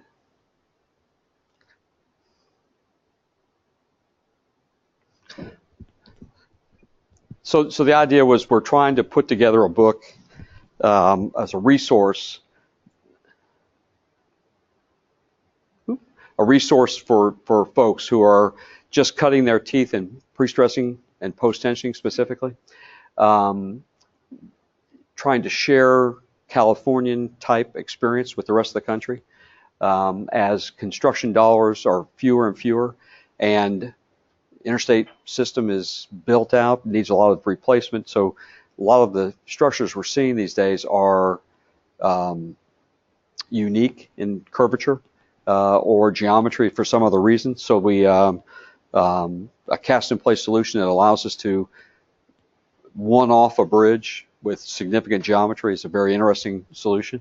The local contracting community may not be very comfortable with it, but this country or the world, it's in a globalized market. You got folks coming in from everywhere to build everywhere. So those are kind of those regionalities that led to the economies of certain bridge types in certain areas starting to fall apart. We had a target audience who's not too far away from the folks that you give diplomas to. And so maybe some of them might have an interest. Maybe you could convince someone one day to have dollars for a class that would lead you into that kind of a thing. It is very LRFD obviously centric, since it's or Astro LRFD centric, since it's a bridge, and so for the outside of the world that I live in, there's ACI. I mean, there's the whole vertical side of the world, and there's fascinating things to do that vertically. So you do have to kind of, when you use the material, you're exposing them to criteria that are different, and And then it's arranged in these 4 different ways, and you kind of had to find a stopping place. I mentioned at the very beginning. I was trying to get to like chapter 7, 8, and 9, but to get there I had to have 5. But to get there to 5, I had to have 1, 2, 3, and 4, and and then to do that I had to have A and B, and it kind of there was a creep of scope, not the concrete creep time, but you all have had creep of your scope, right? You know, a research project, all of a sudden, hey, what about that? What about that? Oh, you don't get any more money. we just want you to do more, Nah, that was not the way it went here. So I think we're getting there. I was delightfully told last night that there's been 20,000 hits on the book so far, which is pretty cool. I didn't know that. I thought they were pulling my leg last night. So it was, downloads, and what he does know, I go there about 6 times a day and do it myself. And then the other one we did, the tenant installation, man, was like about 30,000 hits or downloads. So I think they're hopefully at least getting people to think about things.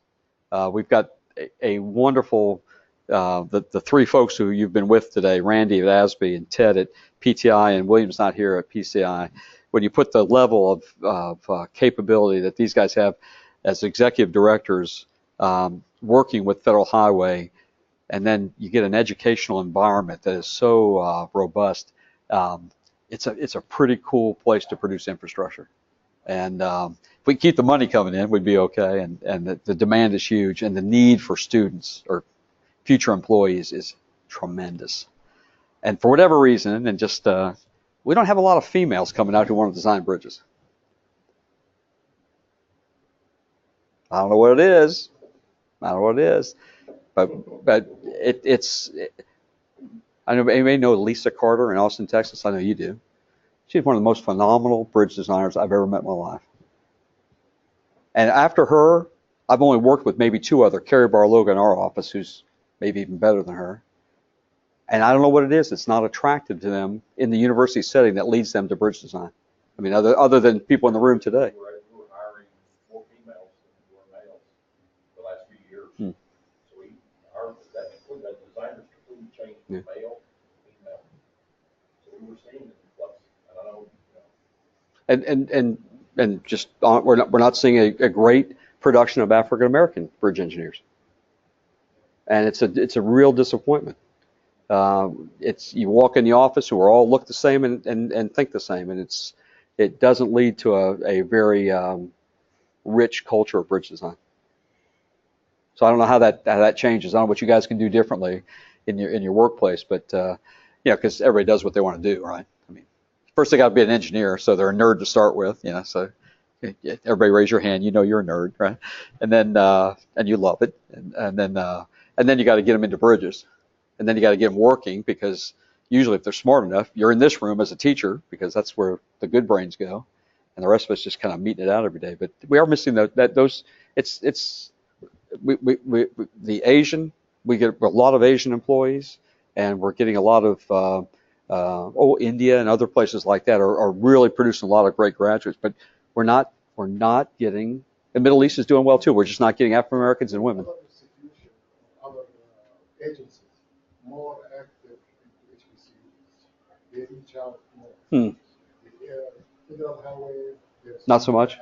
So, maybe that's what the issue is. NASA, all these more reaching out. Interesting.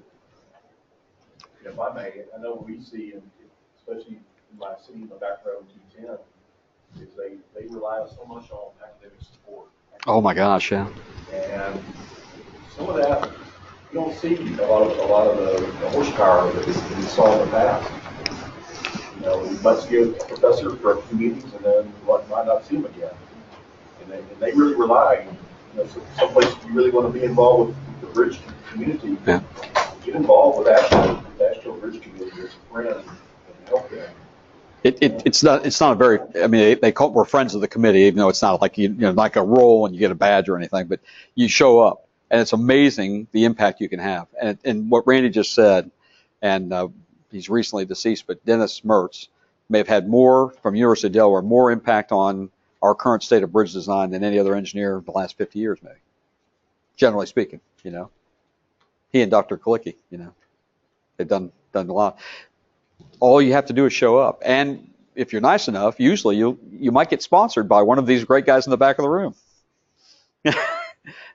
And because what happens then is you go back and you apply your minds to their issues, and because state bridge engineers, they've got this weird mix of technical, bureaucratic thing to get through, code, compliance, and plus their own employee issues and everything else, and without the minds of what you all do, then we don't advance. Yeah, it has slacked off a little bit lately, hasn't it? Yeah. I think you see the road getting more and more gray. It's time to bring, have the next generation come in and take over. He had to go to old age, didn't he? He just had to go there. Hey, we could share grandchildren pictures. We could do that. Yeah, that'd be fun for another half hour. I had no idea if this would be fun or not. Had no idea if it would be long enough. And if it were long enough, at what I'm feeling, you guys would just be like, get me out of here. How else do you present a resource other than show what's in the resource? So that was the hope today, was to transmit that, just the understanding that it's there. And the secondary thing, that if you need anything that's in that book that would help teach, present, research, our files are wide open, no copyright, just go at it and use those things every how you can. And again, we use Illustrator and Word, no big deal. So if you're on those products, we can give you native files, and everything's embedded JPEG or a table or something like that, so it's not rocket science. I have to tell you also that this is a proud stripe. This document is 508 compliant. I don't know if you know what 508 compliant is, but that means that the sight-impaired engineer can use this document. Oh my gosh, was that hard? It was so hard because we'd never done it before. And okay, here's the secret, right? Our graphic artist is my daughter. She's graduated from Auburn, War Eagle. Okay, and she now lives in London because she just married a guy from the UK, but she's still our graphic artist. And she was tasked with 508 compliance. After we had written this, it was totally done. Not one aspect of 508 compliance had been done to anything there. No embedded text, everything, nothing, all that. So the issue is every item that's there has to have alt text associated with it so that the non-technical reader can read to the non-sighted engineer, and that person understands. So when you see this is an equation, on the left-hand side of the equation is the constant E, which is the modulus of elasticity. Okay. This is equal to the sum or the product of three terms. The first term being the constant 33,000. The second term is the unit weight of the concrete raised to the 1.5 power multiplied by the third term, which is the square root of the 28-day concrete strength. You have to type that out for every equation, every figure, and embed it as alt text.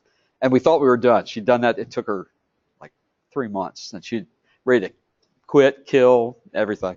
And then you compile it, and you subject it to a FHWA test, and it failed all over the place. And we were like, well, what do we do, when you make a PDF, first of all, you have to write your word correctly so that when you don't print to a PDF, you have to save as a PDF, export as a PDF. There's a reading order on every page. I had no idea there's a reading order. Every block of anything has a number assigned to it automatically.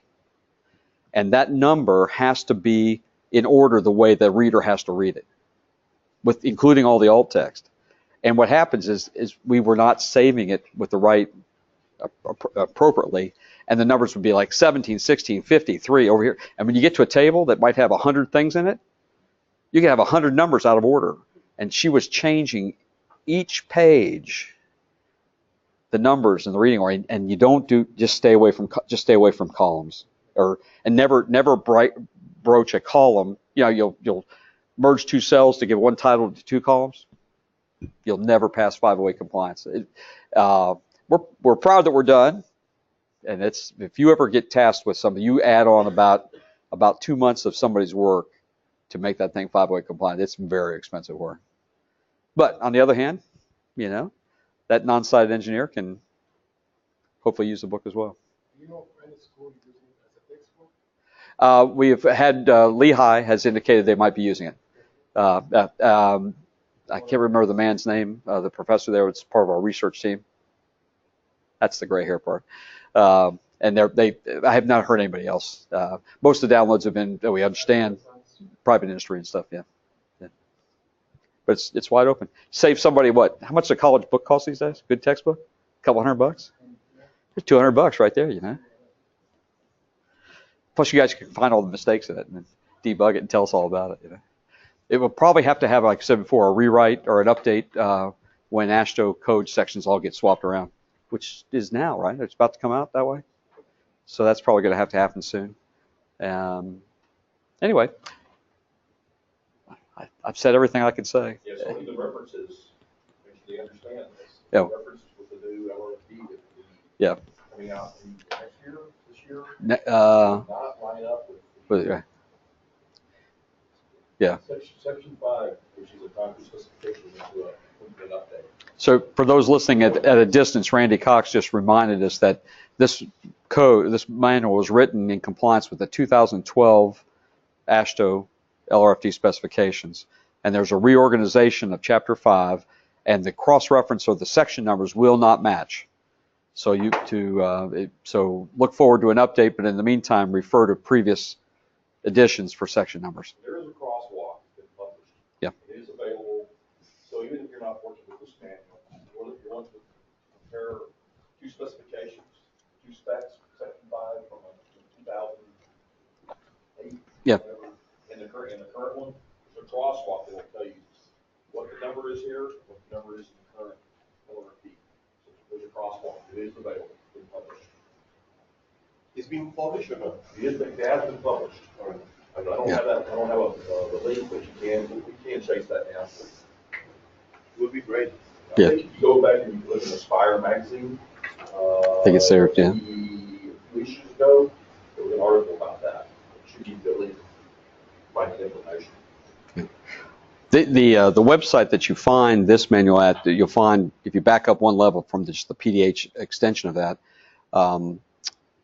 Reggie does the concrete, and I've lost the name of the fellow who looks over steel. Brian Cozy. And both of those websites, when you branch in, there are tremendous resources free of charge available there. If you've ever been, there's other studies about many different things, and they're really excellent resources by folks who do really good things. Anyway, thanks.